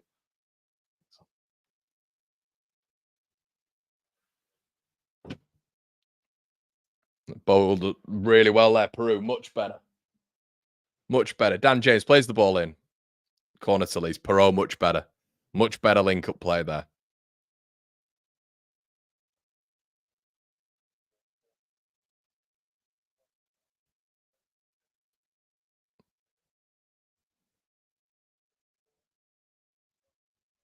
Dan James with his left foot. Peru did well, to be fair there. Give him his credit. Give him his flowers. Joe Rothwell, corner. I did say Pascal had scored from a corner. I think one and they'll open up. If we get one goal, they'll open up because they'll have to come at us and hopefully we can hit them in transition. Rothwell, ball in, really poor ball in, has to be said. Diabolical ball in from Joe Rothwell. Don't go back. And we've gone all the way. Frigging, don't go back. It's a really poor ball by Rothwell standards. Bogle. It's a Leeds corner again. Got to be better there, Joe Rothwell. Someone who I credit a lot, but the ball in there, bloody hell. It's bounced twice before it's got to the first man.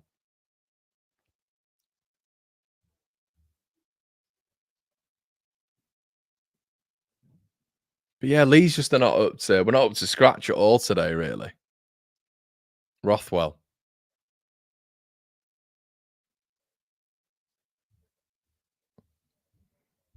ball in.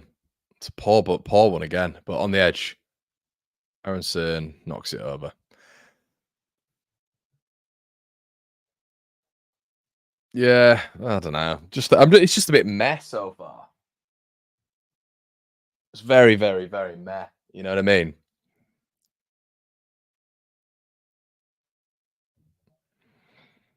James is hobbling around, says Amy. That's not helpful, is it? Very poor showing so far. The attack's not great. A Connor A. Everyone's still nil. We're playing like 2-0 up far, but yeah, just it's Perot. Anyway, has the ball. Perot. Nonto's on.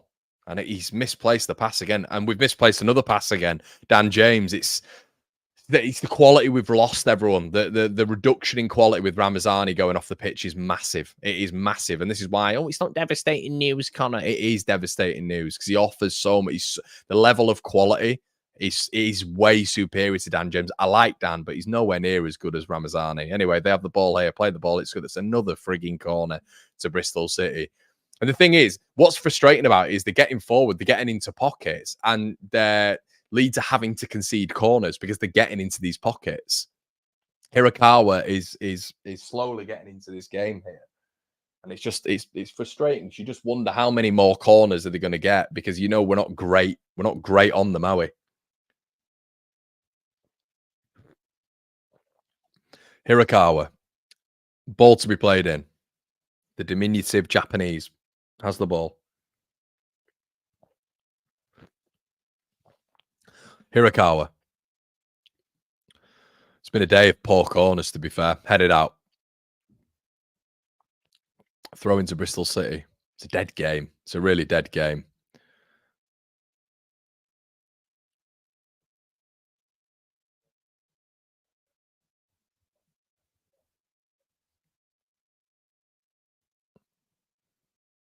I mean, basically, they've changed throw-in takers, right, guys? There's a guy who's ran 12 yards or walked 12 yards to take a throw-in halfway up the pitch.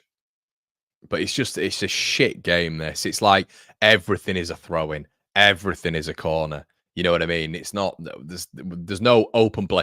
There was a stat, wasn't there? It was against Huddersfield where like the ball was in, but something like last season for like 45 minutes or 46 minutes. It feels like that right now. The ball's just not in play. They're taking so much time on the ball as well. Ball's out again for a throw-in. It's all we're seeing at the minute. Throw-in, throw-in, throw-in, throw-in. Corner, corner, corner, corner.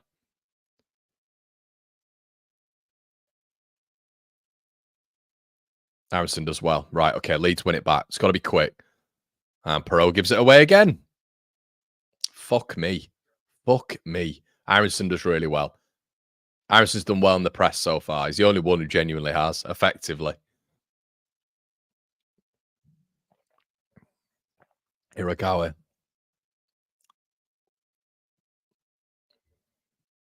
Aronson gets done. Tanaka hoofs it clear. Leeds need to get up the pitch, man. We look so average right now. So average. There's nothing to our game so far which makes you think we're going to win it. It's just sluggish. We've not done anything. In 30 minutes, we've not done anything. Now, these aren't an amazing side, but I tell you what, everybody, they're doing all right. They're finding these long ball switches. They're winning the second balls. They're getting corners. They're getting up the pitch.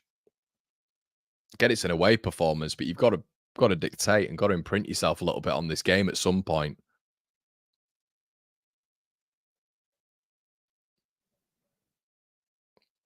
I mean, basically, their best header of the game is McCrory, and they're targeting him every time, and he's doing well.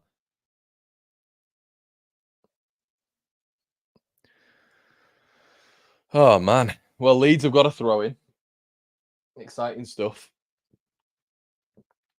Pinky says Perot is terrible at passing. Yeah, mate. He's just so sluggish.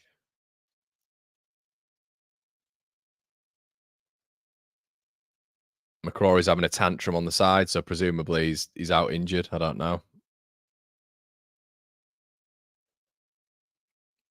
And McCrory's off the pitch at the minute. He's just throwing his shin pads off. Leeds have the ball. Can we do something? Bristol City temporarily down to 10 men. Can Leeds actually make waves in the final third? James is now on this side. James goes forward. Perot. Nonto's come central now. Standing in statues, though. Standing in statues. Byram now. Use your left foot. Cuts on his right. Plays the ball in. Bogle. Just wide. Unlucky. Unlucky. It was a good ball in from Byram, to be fair to him. On his right foot. Bogle. Unlucky. Unlucky. Better from Leeds. A bit better. It's a big chance, though. It's a big chance that Byram plays the ball right to the back stick.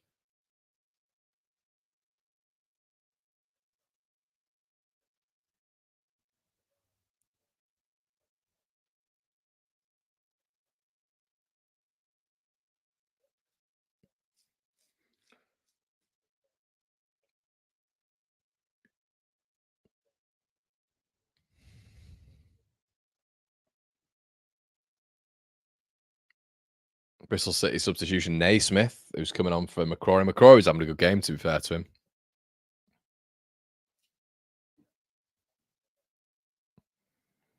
Kai Naismith, I think it is, coming on.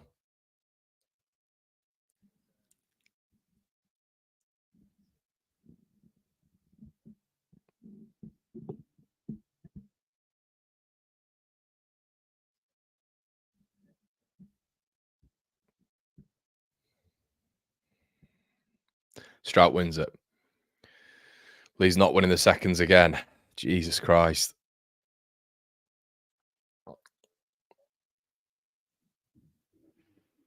Bogle, right in the corner. They're playing percentages, guys, but so far it's working. You know, it's working. I think this is going to have to be a 1-0 minging goal job, I think. I mean, it's Brendan Aronson. Fuck me. Bogle's gone for a 1-2 with him. Bogle's gone for a 1-2 with Aronson. This is so self-inflicted. He's gone for a throw-in with Aronson. If you're not watching, Aronson, instead of just playing it to his feet, has played it way beyond Bogle. Bogle's tried to get out of the corner, and the ball's deflected off him to go out for a corner. This is the most self-inflicted goal, if it goes in, you will ever see. It just sums us up if this goes in at the minute. It's sluggish. We're not out of second gear yet. It's very poor, this from Leeds United. Ball played in. Headed out. Come on, for fuck's sake, Leeds. Mind my French. Brilliant. Dan James wins it. Big opportunity for Leeds. Dan James in. I don't know if his pace is going to get in there. It's not. He's played it behind Willie. No, Dan. What are you doing? It's brain again. He completely ran out of gas, Dan James, but Willie Gnonto's running with him, and he just kicks it against his heel. He's 2 yards away from Willie Gnonto. Instead of cutting back and just doing something with it, he's been caught up, fair enough. My goodness. Brendan Aronson, big chance. That looked like handball.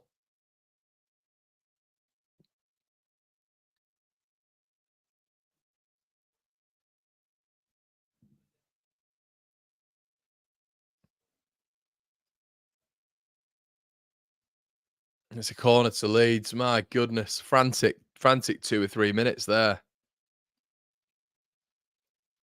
Leeds gone short. Gnonto. Oh, it's good effort. It's saved. Rodon. Where you going, Joe? Oh, it's a terrible touch by fucking Sam Byram. He somehow won a corner. Right, come on, Leeds. Willie Gnonto going for the old Ramazani's there, whipping it in from the edge of the box, and it's saved by the keeper.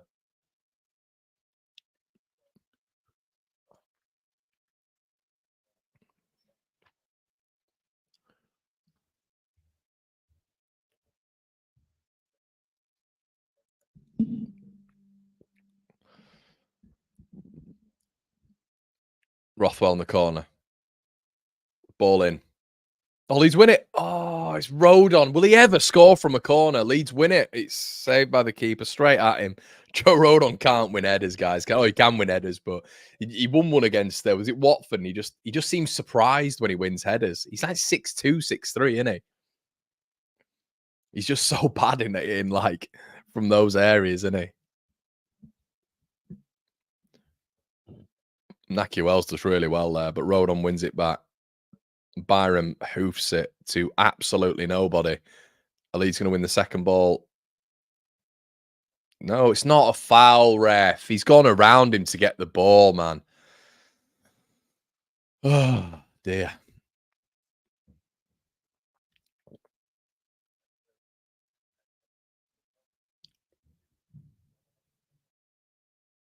I mean, Bristol City. I mean, he's also thrown the ball forward 50 yards there. Naismith has, but they're just playing percentages, guys. They are proper playing percentages. So it's set pieces. It's all you expect really. But that's why Leeds have got to be good in open play. Aronson does really well. Lovely flick. Leeds on the counter attack here. They're on the transition. Willie Nyonto. Can we pick the right frigging pass? He has done. Dan James is in. Go on, Dan. Nah, just finishing. So I knew he'd miss. Dan James, you get like 1 out of like 4, don't you? And Nonso gets booked. Is that him out?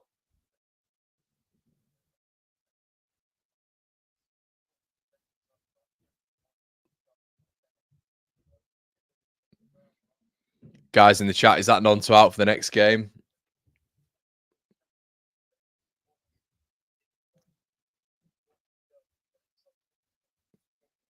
Don't know what he's doing there. I don't know what he's doing. He's just gone in for a tackle, Willie Nonso, and he's so late. Stupid. Didn't need to do it.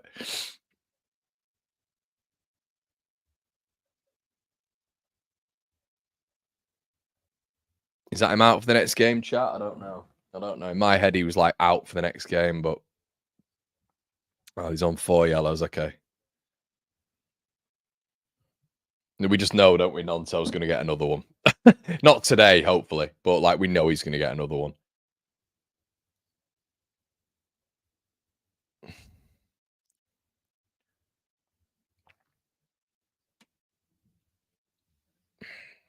Bogle.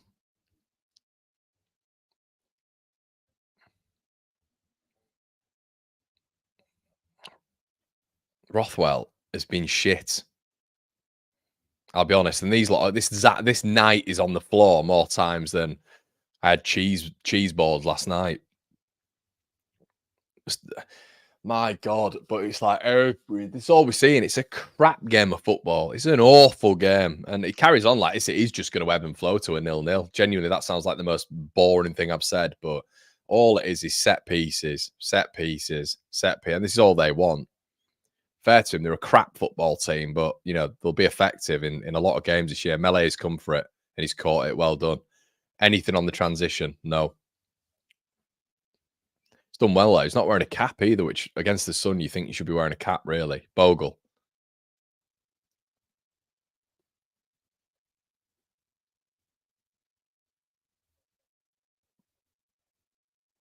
Bogle. Yeah, it feels like we're missing Firpo as well, man. We're missing Firpo, missing Ramazani. It's just that left, how good it was. Byram just doesn't even turn out, man. He doesn't even turn out, doesn't even look to that left-hand side. Do you know what I mean? His immediate thought is to go back or inside. He's just so average, man. I'm sorry, just Sam Byram, man. He's never been it. They've won another fucking free kick. My God. It is so boring, this. Boring. The ref's just having another stinker in the championship as well. At the start, he wasn't giving anything. Now he's giving everything. So anytime Bristol City go down, because we're pressing so high as well, we're pressing so high, or like so aggressively, I should say, that anytime they're touched, they go down. Then what happens? Obviously, a foul. Leeds win it high. Leeds, this is an opportunity now. Perot. Awful ball, but Aronson's got it. Leeds have got it high. Aronson, where are you going? Nonso. Leeds haven't got enough bodies in the box here, really. Nonso unbelievable, but it's cleared again.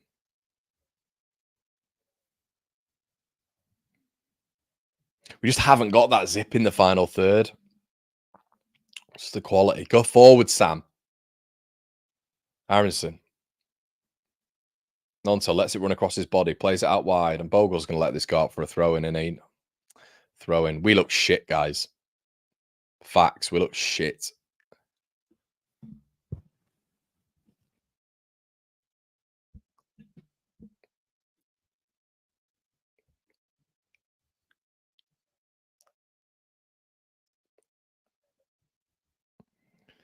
Yeah, I think we just need some zip. I'd bring Joseph on. That's what I'd do. Bring Joseph on. I wouldn't bring Solomon on because it's just going to slow it down even more. You know what I mean?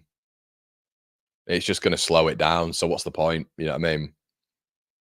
I think Solomon's got to come on with like 20 minutes left, but I'll bring Joseph on. It's just an obvious change. Perot's completely isolated and not offering enough movement up front. He doesn't run into the channels or anything. When do you ever see that with Peru? You know, running into the channels and Leeds getting up the pitch. He just doesn't do it.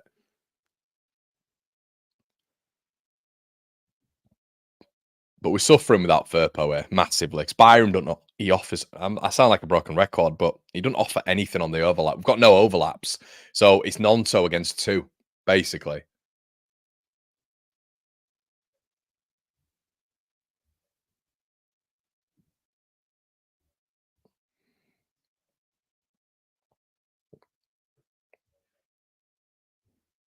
Back to Melee. Here we go.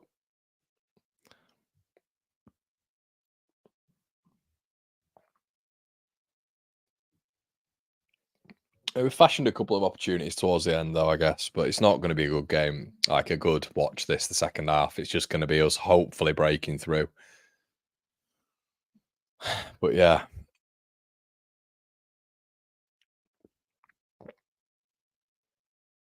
it's just got to be quicker. It's very, very slow, tepid. Nonto does really, really well. A bit of an injection here. As always, the X Factor, awful ball in. It's just an awful ball in. So this is the thing, that final third with Leeds has been appalling. Appalling so far. It really has.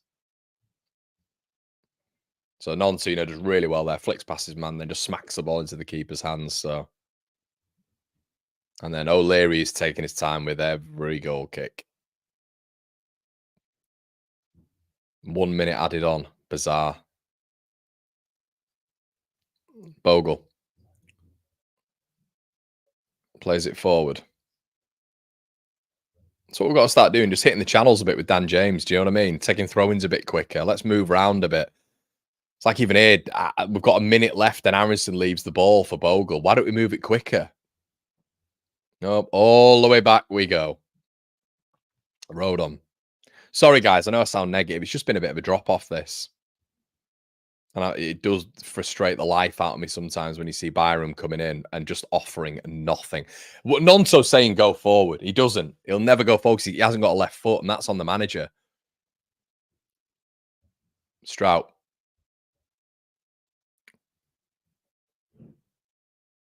I bet Bogle would be a more effective left wing back than Byram. And that was it. That was shit. That was shit, guys. Facts. My God. I'll never get those 45 minutes back. Wow.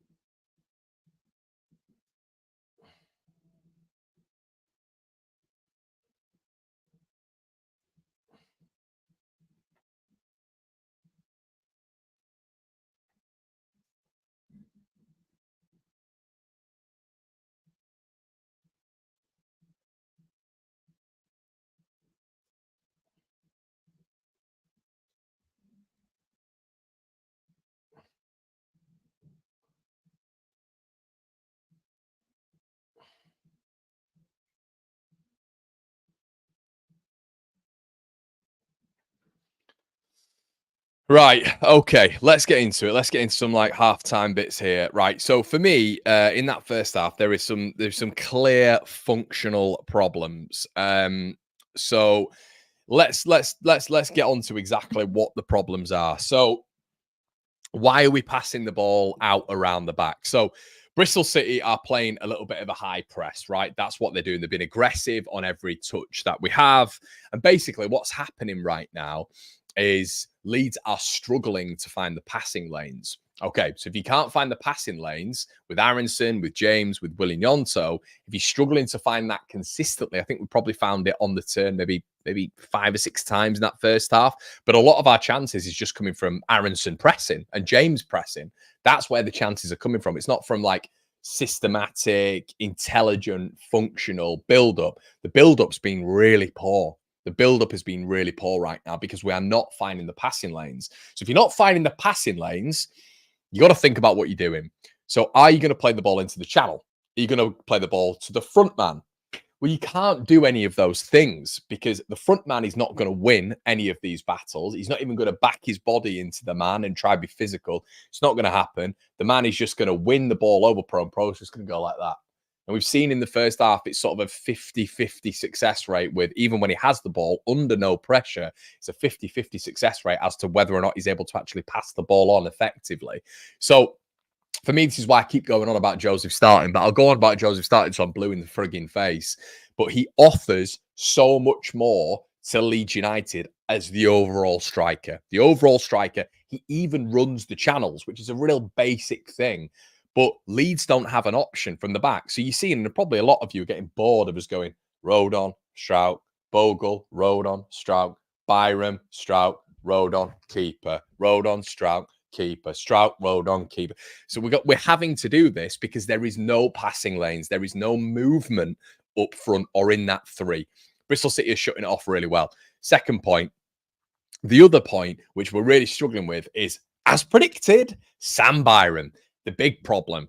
Why? Because he offers no width. He offers nothing in terms of getting forward. So Willie Gnonto at the end of the second half literally went to him like that, as in go forward, go for. But he can't offer, and no prize is offered. But there's a bingo here, everybody. Why do we think he cannot offer anything on the left? That's right, because he can't use his left foot. And he was put on that left-hand side in his career just as a utility man because there was no one to be put there. But for some reason now, we see that as an effective form. I don't understand why. We know Schmidt's played left back for a big portion of his career. Are we ever going to invest in that? I don't know. I don't think Byram should ever be utilised as, like, you know, even if Firpo's out for a period of time. If Firpo's out for a period of time, we are in big trouble with him at left back. Genuinely believe that. Because he's a solid average Joe who's going to give you big tackles. He's a good lad, is Sam. He's a nice lad. He's a Leeds lad. But he doesn't offer an overlap. He doesn't offer an underlap. He doesn't offer an effective left foot. He doesn't offer width. And all he ever does is invert or go back. So there's points in that first half, guys, where the ball is coming to him from the centre-back and his body's closed. It's going straight back to Pascal. He's not even looking over his shoulder, opening his body, attempting. And when he does attempt, it's Willie Gnonto. It's Willie Gnonto. And Evan, I'm not saying Byram isn't the problem in this game. The thing is, it's very obvious, very, very obvious to just say it's Perot. Get Perot off for Joseph. That's very, very easy to say. But if you look at the functional play right now, how Leeds are building up from the back, okay? Jayden Bogle, I think, has been relatively good. But Byram is struggling to offer us anything on that left. As I've said, width, inversion, constantly. And no overlaps or underlaps, of which you get from Junior Firpo. So Junior Firpo is a massive missing pawn today because the level down to Sam Byram is huge. Okay, the other problem is we're not winning. We are not winning the second balls, which is basic for me. And this is why it's slightly irritating on the watch-along. If you guys haven't been watching, if you have been watching, if you're not winning the second balls, then you're going to struggle to win any sort of midfield battle. I think Tanaka's been quiet. I think Rothwell's been pretty poor in that first half. But the front 3 or the 3 in behind, Perot, they've got to win the second balls because he's never going to win the first ball, Joel Perot. It's never going to happen. So if you're firing the ball up to him, you can't fire it in the channels because he doesn't run channels. That doesn't happen with Joel Perot. So you're going to have to fire it centrally. So you're going to have to get in and around him. So you know he's not going to win that first header. So what you've got to do is swarm him and just almost perceive where the ball's going to drop. That's what you have to do. And one of them has to take a risk in doing that.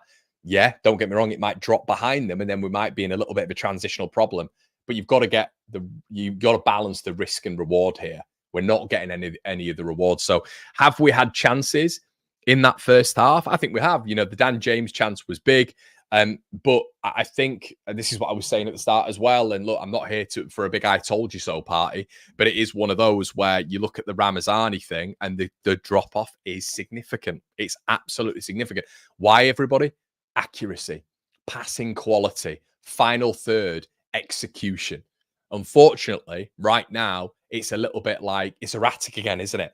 Aronson gets the ball and it's like, "Ugh," but James gets the ball and it's like, oh, there's no real calm on the ball. So what we're doing is funneling the ball to Willie Gnonto and saying, go on, do it. And he's had to do that at points, but they're absolutely fine with that. They're absolutely fine, in my opinion, just dealing with Gnonto being the problem. But overall, we've had chances. We've had chances, guys. We've had the Bogle header, which he should have done better with. The James breakaway, of which he just kicks it against Nonto's heels, which was a bit bizarre. And then obviously we've had the Nonto shot, which was a bit speculative. We've had Dan James, who probably should have scored at the end of the half with that little chip over the goalkeeper. But yeah, it's the build up. I think it's the build up, which is a big issue here. So yeah, and they're winning a lot of the 50-50s. They're winning a lot of the 50-50s. The referee's poor. But look, guys, what we have to do is start winning these 50-50s. We have to start winning these second balls. We start winning these second balls, we're going to be in a much better place. But if we keep losing these second balls, it's going to be difficult for us. But yeah, there's chances there for the game to be won. But Leeds have got to be a lot more effective on the ball. On the ball, I think it's probably the poorest game this season on the ball. On the ball, it's been the poorest game of the season. I think we're just not looking effective. The build-up's not quick enough. The tempo's dead. And when we're on the ball, we're giving the ball away. Pro's giving the ball away. I actually think Aronson's been really good. Aronson's been really impressive. I think he's probably been our best player, and he's helping with the press. But for me, half time, it's Joseph for it's Joseph for Perot. But I don't think that will happen. Guys, but I'm just going to head for a quick break, and I will see you on the other side.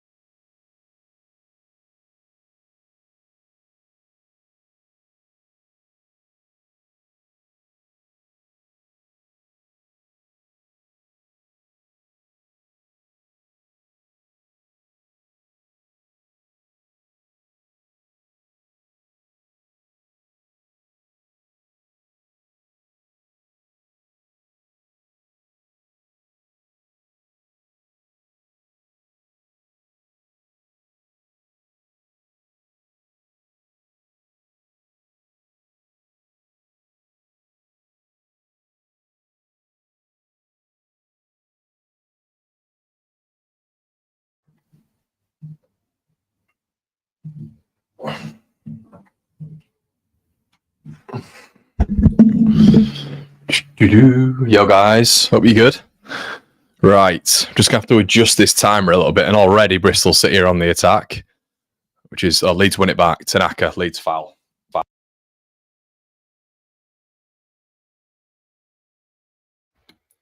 Right, what minute are we on?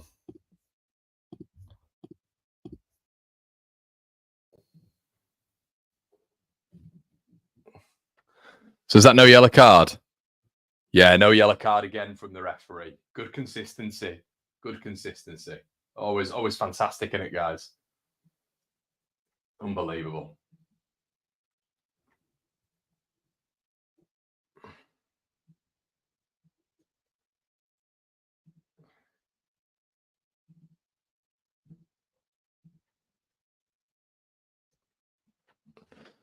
Right, guys, we're just going to update this time. We're on 46:45. We're just going to update on 47. Leeds throw. We're here for your instant match reaction as well, everybody. Don't forget that. Tanaka on the ball now.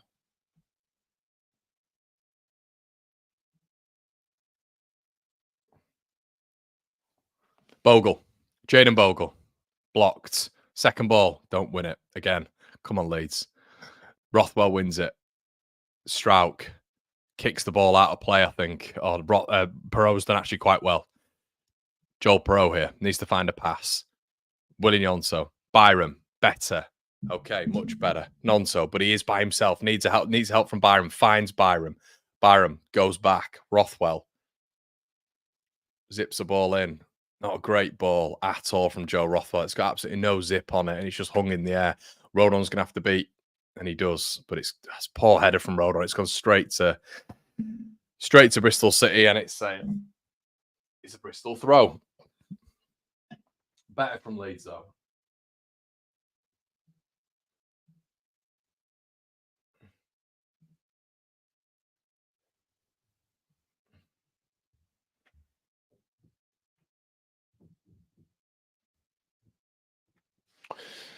Right, guys, Bristol City throw. Just a quick reminder as well, everybody, to like the video. There's over 1,100 of you in the building here. Please make sure you do like the video. And yeah, Rothwell heads it out. Rothwell wins it again. Tanaka, lovely touch. Fantastic touch. Needs an out ball. Doesn't get one. James goes on a run. Tanaka doesn't spot him. And Rodon again. I think Tanaka's just getting a bit frustrated as well with what's ahead of him. Then I don't know how long Farker's going to have to see this for, but Byram, use his left foot, get in there. And Naismith goes to smash Aronson, to be fair. Bit weird.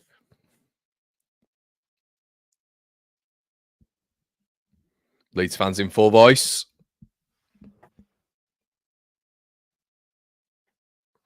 Nonso. Byram does well. It's been a better start from Sam Byram. Much better start. Nonso. Cuts inside. Has to go back. Rothwell. Tanaka. I love Tanaka. Look, he just needs to... Maybe that's a bit harsh, but I just think he needs to start looking forward a little bit. But they are completely cutting off everything. They're packing out centrally, like we said they would, people, in the preview. Bogle. Bristol City win it again. That's a free kick. Bogle's going to get a card there. Would that mean Bogle's out? Bogle gets another card, I think it would. Or is it Tanaka?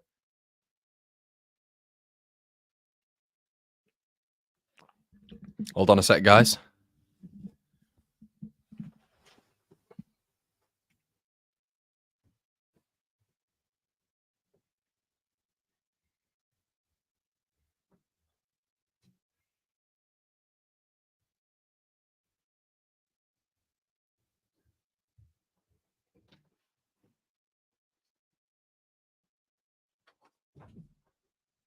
Oh.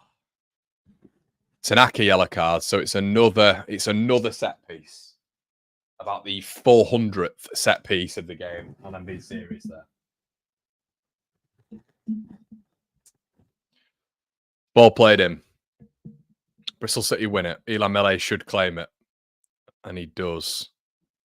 As Naismith, who's always been a physical customer, smacks Melee.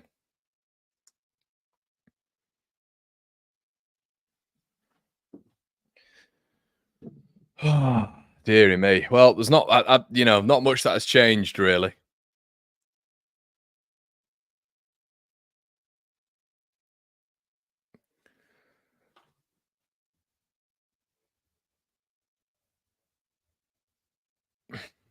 Melee, Rodon, Melee, back to Rodon, Tanaka, pressed. Can't really go forward. Strauk has it. They're pressing Leeds really well here. Byram loses it. Yep. Told you goes on his left side, guys. Loses it. Under pressure. Tanaka. Bogle. We've got to see some invention here from Leeds United. Jaden Bogle. What a ball from Jaden Bogle. Jan James in behind, and Perot's obviously not there. Nonso off the line. Oh, man. Off the line. Leeds' best chance of the game, but really brilliant ball by Jaden Bogle, has to be said. Excellent from Jaden Bogle. Oh, man, what a chance. Best chance of the game for Leeds. And we're seeing the replay here. Oh, cleared off the line. Aronson.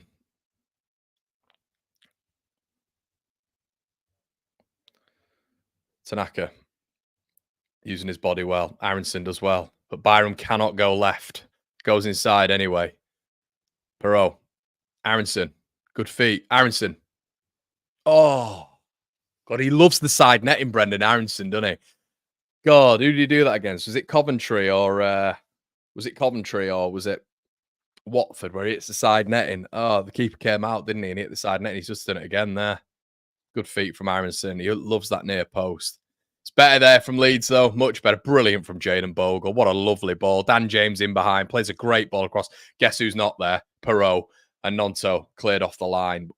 Perot just, man, got to be there, hasn't he? He's got to be there to put the ball in the back of the net, but he can't keep up with play.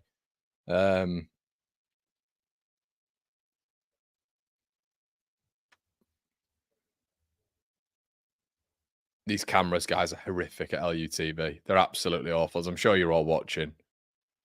Naki Wells. Kinel Rodon.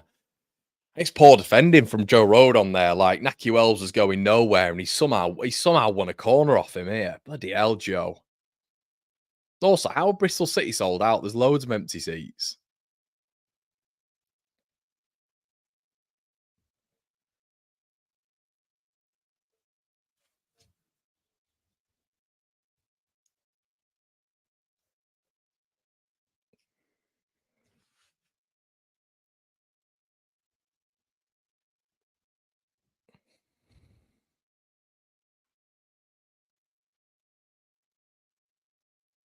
Corner to Bristol City.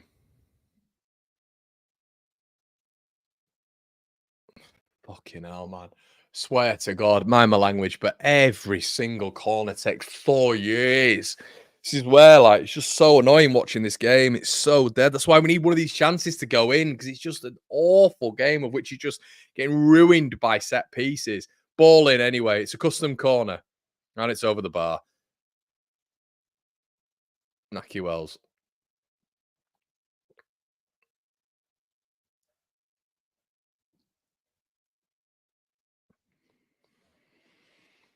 Oh, dear.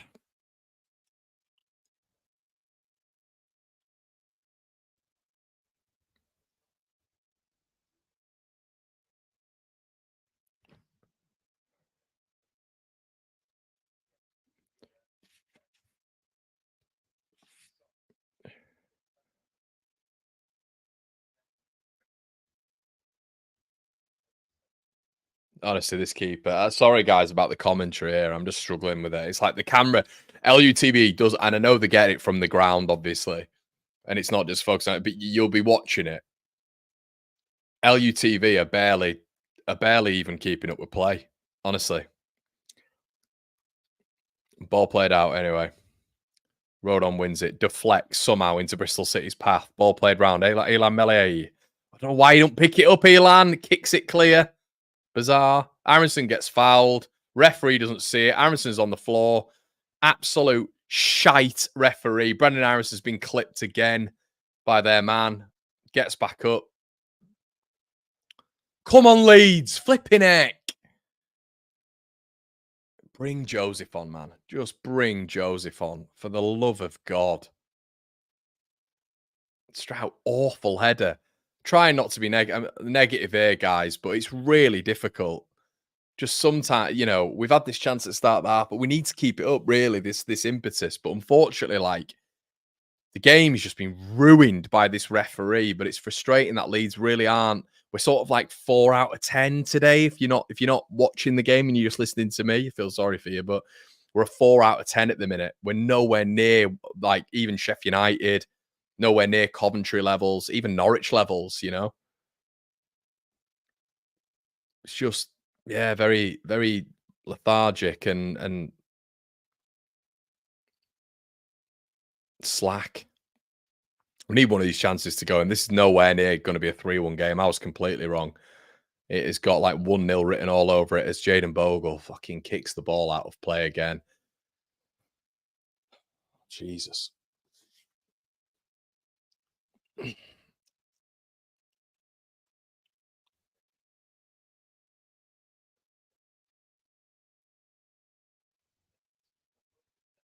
Yeah, I don't know why he's not bringing on any subs, but this is Daniel Farke, isn't it, guys? We all know he gets criticised for his substitutions because he's got a 4 out of 10 success rate.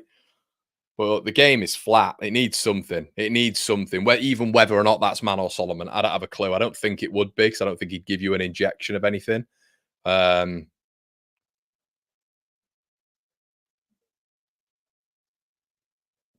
I don't think he'd give you an injection of any pace, is what I mean by that. But Joseph gives you something. But this is just dead. Bristol City come forward again. We're just we don't look effective in defending as well. There's a man on the back post, and there's no Leeds player within 5 yards of him. And Bristol City are moving us around pretty well. Tanaka. Nonto, here we go. Oh, fuck me. Oh my God. Fuck me. Nonto. Tanaka's simple pass. Nonto has to get onto it. Trips over his own foot. Goes out for a throw-in a transitional moment. This is what I mean. You just wonder if it's one of those days. Honestly, you just wonder. It's just, nothing seems to be flying for us as Bristol City make this substitution. It's just, my God, this is difficult to watch.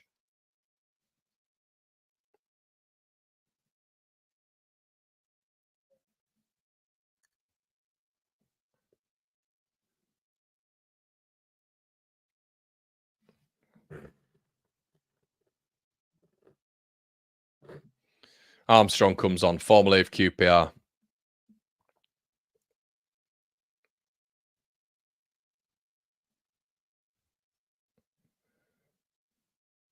Massive miss, mate, Ramazani. Huge miss. I think it's to be honest, mate, I think it's 1-0 either way. I honestly do. I think this is 1-0 either way. I don't think they're a good team or anything like that, but they're finding pockets. They're winning 50-50s against us. They're doing all right. Leeds win a free kick anyway. But I don't know what it is. We just look slack. Passing's not great. Bogle anyway. Come on. Bogle. Kicks the ball out for a goal kick. We just look so disjointed. We're so shit in the final third today. And I apologise. Honestly, guys, it's the most frustrated I've been in a long time watching this team, just because it's the basics we're not getting right. Bogle just rolls it and then kicks the ball out of play. And they're just time wasting. They're looking for set pieces. The referee's allowing it. It's we've got to start. Put 2 up front, Daniel. Take Aronson off. Put 2 up front. That's what I'd be doing. Rothwell and Tanaka have just, for me, they've not got on the ball enough. They've not looked to, they're getting pressed, but we've seen Tanaka and Rothwell get pressed before. You find space and you start to dictate, but once again, you've got to have runners.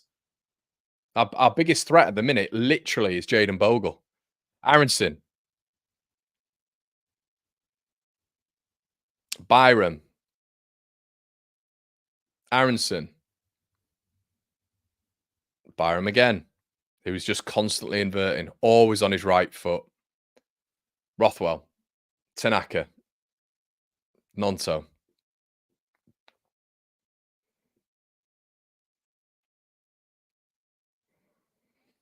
No overlaps from Byram. Just stood there watching him. Byram anyway gets it. Goes back to Nonto. Sam, go on the overlap. Do an overlap, Sam. He's outnumbered.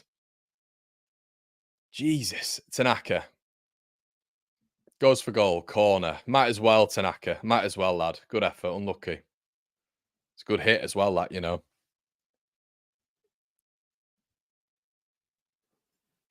Looked like an absolute rip-roaring hit. And all Leeds, LUTV have now shown the wrong replay. This is an absolute shambles stream, this, from LUTV. It's terrible. God.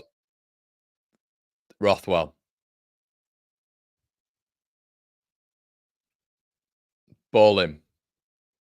Oh, my God. It's another winner. Leeds have won it again. Byram over the bar. He needs to do something now, man. He needs to just put, like, Joseph on, make a front two. He's got to bring him on. It's just an injection.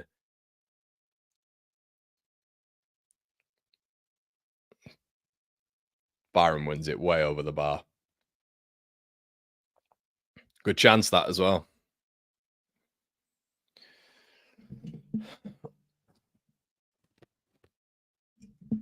Well, looks like there's no activity on the Leeds bench, so presumably this is just going to be how it is.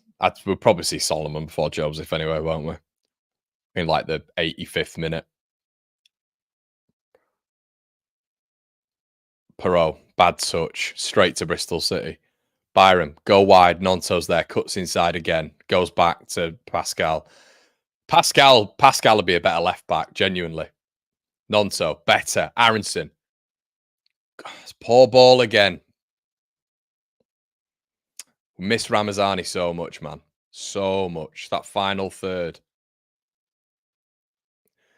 Come on. Perot loses it again. My lord. This is one of the most frustrating streams I've ever done. And it's only 0-0.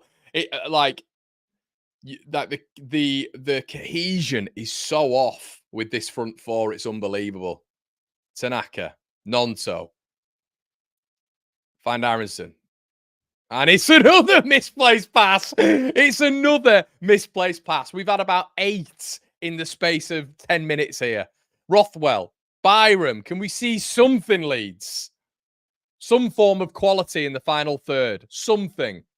It's more worrying that this is our rotation options. If just 2 players are out in terms of just the quality in the final third, it's awfully bad today. Tanaka. Aronson. Back we go. Strout, Rodon, Bogle. Just Perot jogging across the front four. Make some movement, Joel. Just peel off the centre-back. Do something. Rothwell, good ball from Tanaka. Byram, go left. Just go left, Sam. Just give it a go. Byram, gone left. And fucking hell. And it's a goal kick. Because Sam Byram can't use his left foot. But we still persist to use Sam Byram on the left. Sam Byram tries to step over it, tries to go on his left, and goes out. He just gets out strength, and it goes out for a goal kick. 65, still no changes. No Schmidt, no Perot for Joseph. Just anything. Solomon even.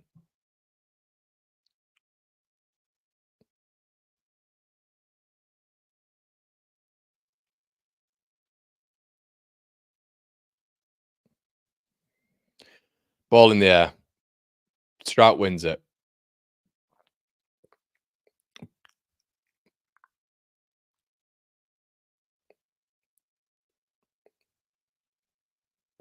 Don't win any of the second balls. We've won that one, though. Tanaka's done well.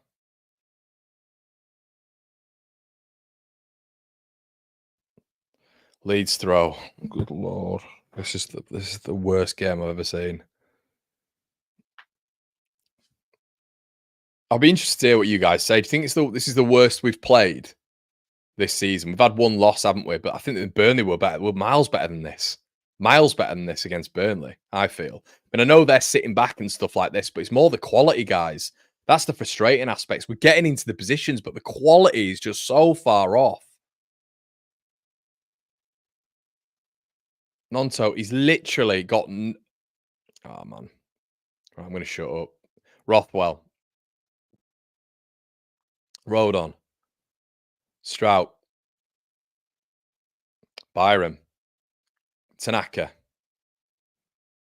Can't see the ball. It's knocked out. Armstrong holds it well. Strong lad. Driving through the middle of Leeds. And then Bogle's going to get a yellow card. So presumably, guys, that's Bogle out for the next game. And he didn't need to do it. Again, didn't need to do it. There's recovered. There's bodies behind. Is that him out the next game? Fuck me. Why? Why, Jaden? Is that? I'm gonna have to check my phone. Is that him out?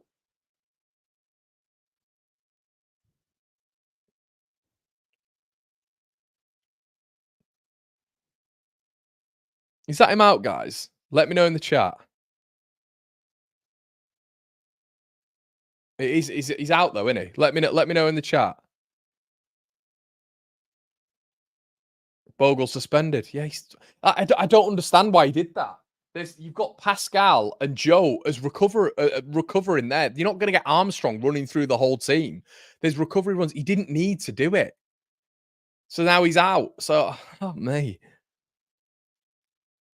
So now Sam's gonna have to stay in it, isn't he, on the right hand side? And then Firpo comes in, but it's just the dynamic again. It's all lopsided.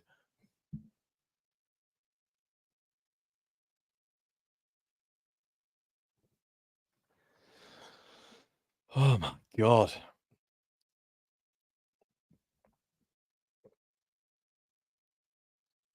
Rothwell takes it on the half turn. Any movement up front for him? Anything? Nope. Has to go to Jaden Bogle.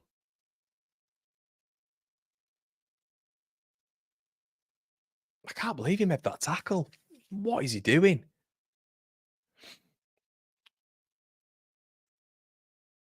Byram. Oh, fuck it. I'm so sick of this guy. I'm so sick of Sam Byram. Oh my god. Passes it back to Strouk, but misses him by 5 yards.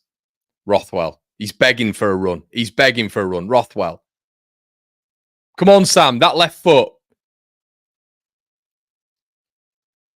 Rothwell. Sam Byram. Goes back again. Tanaka. Rothwell. Byram. Good on the left, Sam. Tanaka. Look how narrow we are, guys. I told you at the start of the game this was going to happen because of Byram. Because there's no width. So everything is central. And this is why we're having to go Bogle back to Melier. Tanaka's probably completely confused as to why we don't have a left back. He doesn't even look left. I could do what Sam Byram does. Just close his body off. We might as well just go down the right every time. Get Nonto onto the right with Bogle. Just go right. There's no point in going left.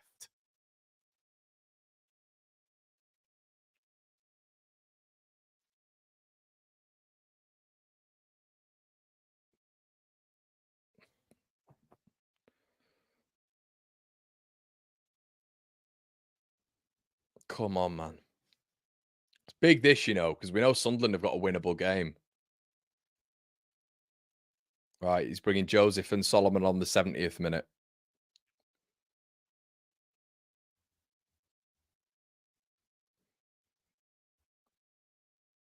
"20 minutes too late, man. 20 minutes too late." Like, we all knew what was happening with Peru, man. Does it every time. It's like, "Oh, we'll give him a chance." Dan James coming off. Run off, Joel. Don't just walk off.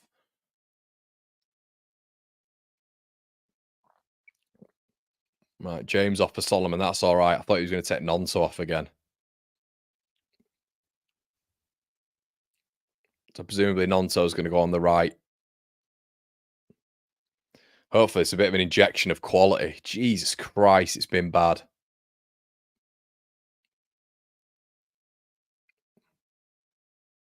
Nonso. Tanaka.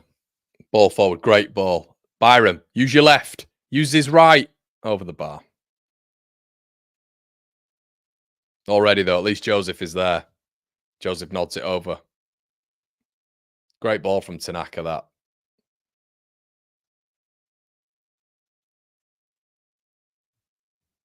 Do you know what? He's got to do better. Joseph. Byram does well. I mean, I'm happy he's there because there's absolutely no chance Perot's even there, guys. He's probably back on the halfway line or something. But yeah, Joseph's got to do better there, I think, straight away. Defender put him off, though, I think.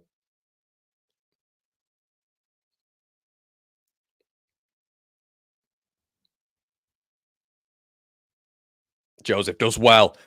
Play the ball, Solomon. Solomon cuts inside. He's going to shoot, isn't he? Aronson in the box. And we've gone back out again. Fuck me. Mind my language. Tanaka, just do something quality, mate. Oh! Solomon lets the ball go under his foot. Bristol City goal kick. Fucking hell.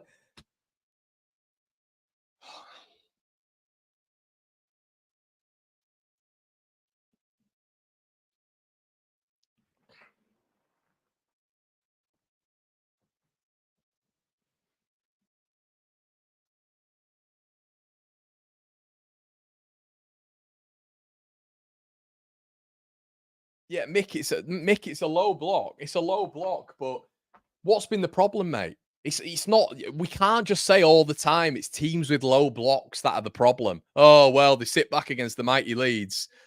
Do you know what I mean, mate? We can't just say that. You've got to figure out. Bearing in mind, we've got the highest wage bill in the division. I think it's ever in the division or one of them. We've got to figure out ways around. You've just brought two in. He's banging them in.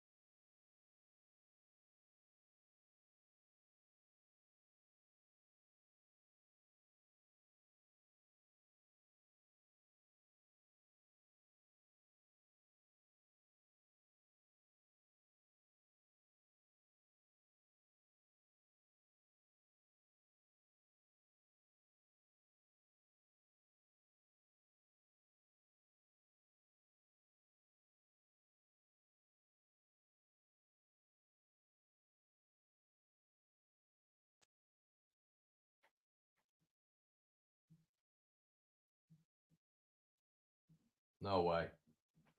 Sums it up. How the hell are 1,300 of you still in here, guys? I don't know. I don't know. Cheers for ringing me, lad. Someone rang me on Snapchat to tell me. I actually can't believe that. This sums it up. That sums it up. Normally, I get a ping telling me that there's been no sound. How is the 1,300? 1,300 of you in the building still? Unbelievably. I'm so sorry. So sorry. 5 minutes. Was it 5 or 10? Jesus Christ.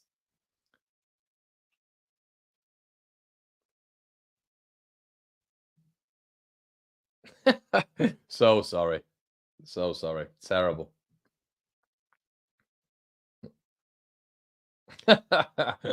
6 or 7 minutes. God, it's embarrassing. Apologies, but I had nothing to say anyway. You guys missed a lot of me just ranting at Guess Who and yeah. No, Daniel, sorry, mate. Jesus. So sorry. Don't know why that's happened. Literally, I normally get a ping anytime my mic disconnects. That didn't happen. It just sums up the game, didn't it? Yeah, Byram's fault somehow. Get a job at LUTV. Yeah, sorry guys. I try not to look at the chat too much during the game because, like, I don't. You guys will be ahead of me invariably and will tell me when they've scored or we've scored. Anyway, basically, just talking about the lack of quality again. See, Solomon in it. Solomon is not it. He's got no pace. He's got no pace. Schmidt's warming up. That's good in the 79th minute.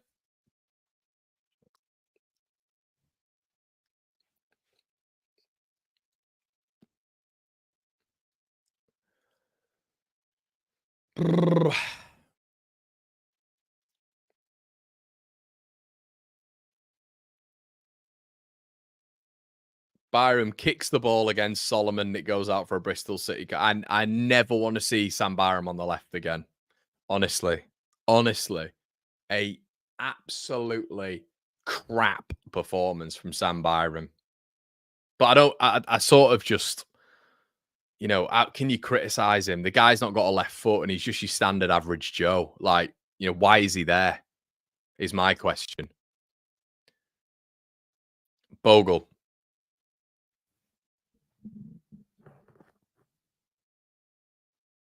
Who does? Sofa score. Oh my God, Sofa. I'm never doing anything with Sofa score ever again. Swear to God. Say he's our best player. There you go. Just kick the ball straight to their goalkeeper. Best player. To be fair, it probably says a lot about us. Probably says a lot about us in this game. But if he's our best player, I'm stopping this channel. I can't do it anymore. But it's been, guys, look, this has been terrible. All ends up awful.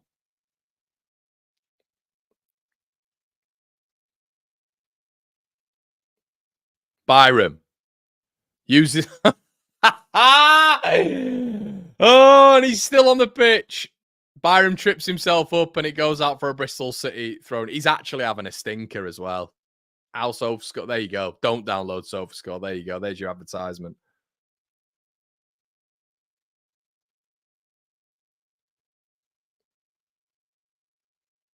Bristol City going to the corner in the 80th minute.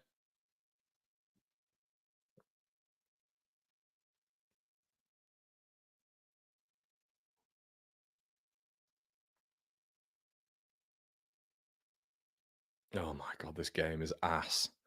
Byram. Just everything could just give it to Bogle. Just go on Bogle's side, Leeds.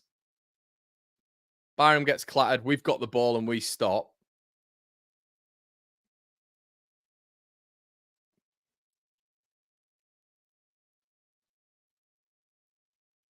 Bogle. I'm so sorry, guys, for this stream. I've got nothing to say. Rothwell. No width. Bogle's now in centre mid.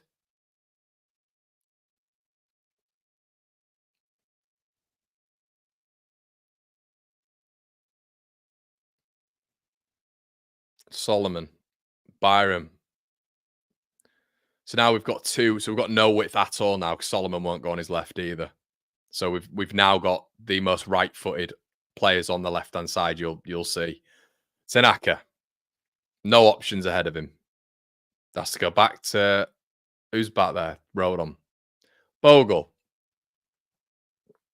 goes back to Rodon. Back to Strauch. Byram. Tanaka. Rodon. Tanaka. Bit better from Leeds. Got to be quicker. It's not. They intercept.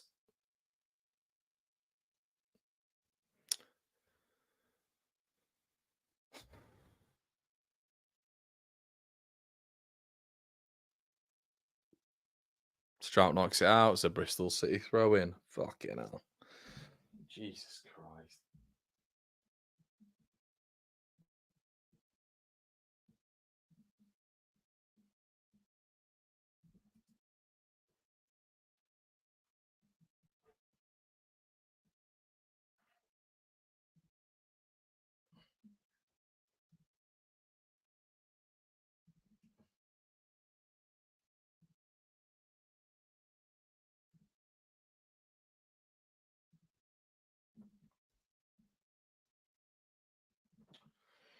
Well, guys, join me for the instant match reaction, which I'm sure is going to be full of drama and real enjoyment. Tanaka, Rothwell, Melee's on.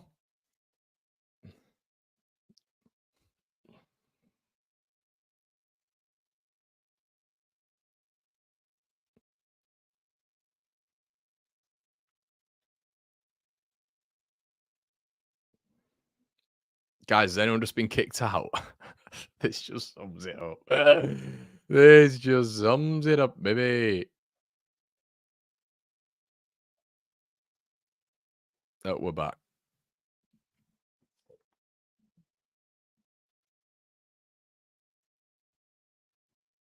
Bogle and the keeper. Guys, I'm sorry. I'm just trying to like do two things at once here because there's just no goals coming here. There's no goals. I'd be stunned. I'm actually setting the thumbnail up already for the for the instant match reaction because I'm that convinced.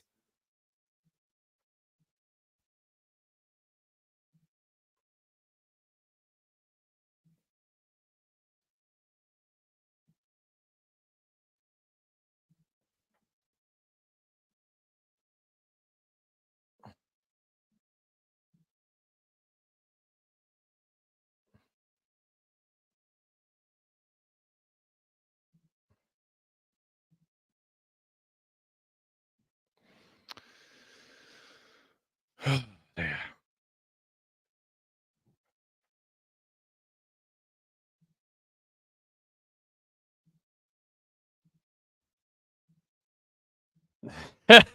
He's taking Nonto off. Bamford's on. And the Leeds fans are in raptures. They're all loving that one. Patrick Bamford. What a sub, Daniel Farker. What a sub. This manager. He honestly he loves winding us up, doesn't he? He loves winding us up.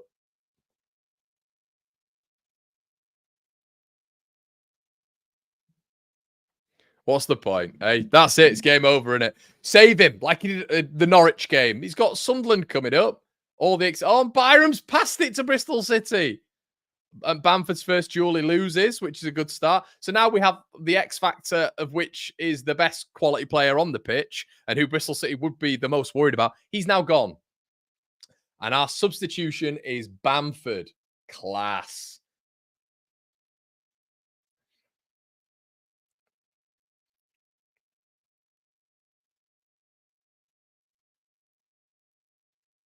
God, I feel sorry for those Leeds fans, man. I feel sorry for those Leeds fans all the way down there for this. Jesus Christ.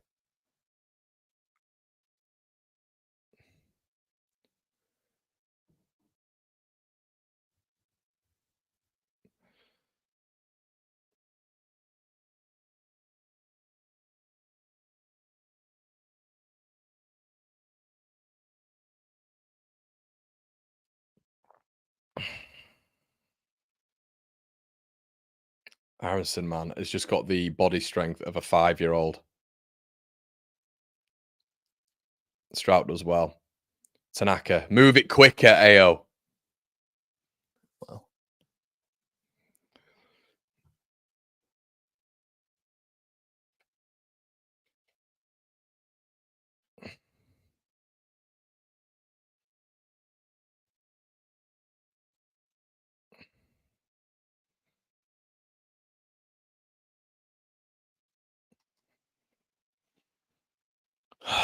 Strouk.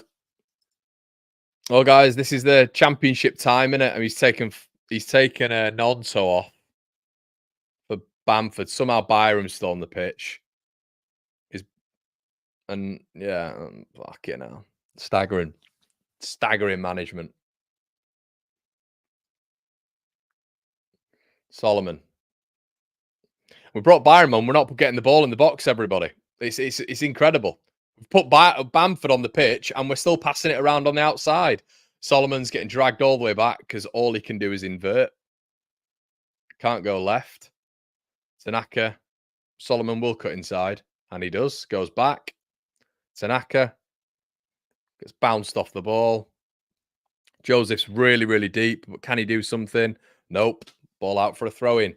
This is dog shit. Dog shit performance. And don't let anybody dress it up for you. This is dog shit.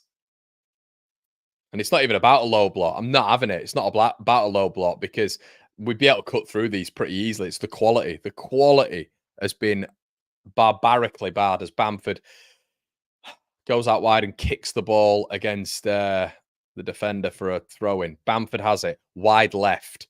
Byram. Tanaka. Rothwell. Goes for a shot. Smacks it over the bar. That fucking sums up this shit show performance. So it's another opportunity. Well, it's an opportunity missed, isn't it? Massive opportunity missed. This will be. So let's have a quick look at the table.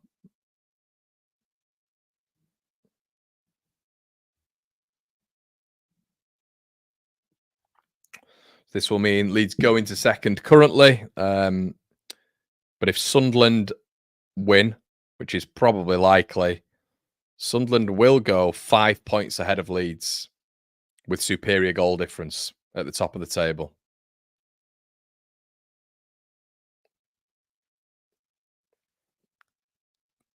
Burnley potentially, I think, could go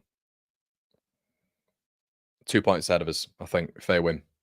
Byram kicks the ball out of play. He has been shit. Absolutely shit. And I get so bored of the Leeds fans who are just like, oh, well, it's Sammy. It's Sammy. 5 out of 10 Byram. He should not be in a promotion chasing side as rotation. Should not be anywhere near it. Just because he can header a ball every now and again doesn't give you the facilities, big man.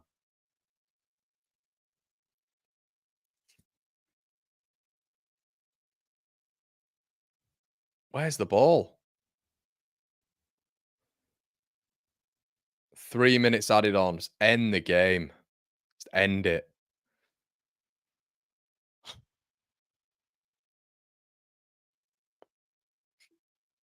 Strout does well. Rothwell probably got one more chance left in us if we no, we've lost it again.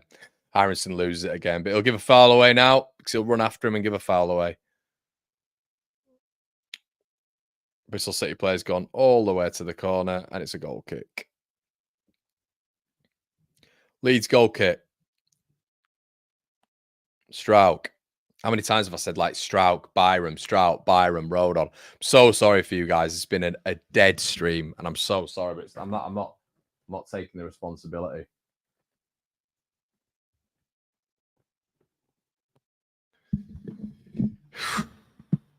Bogle. Joseph, awful touch. Bristol City come away with it.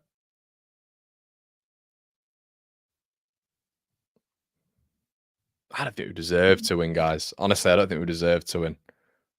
Balance of play, we've had the more ball. We've had probably a chance, haven't we? And Dan James, that one. But aside, what have we done second half? Awful. And you know the gaffer's going to come away and say, well, it's a great point. Bristol City, one of the hardest places to come in the league. Mr. Manning has done a terrific job. When we all know, in actual fact, this is a shit result, and Sunderland could go 5 points ahead of us. And we've won 5 in 5 against Bristol City. This breaks the kills the duck, doesn't it? Dead game. But stay with me, guys. We'll be on the instant match reaction.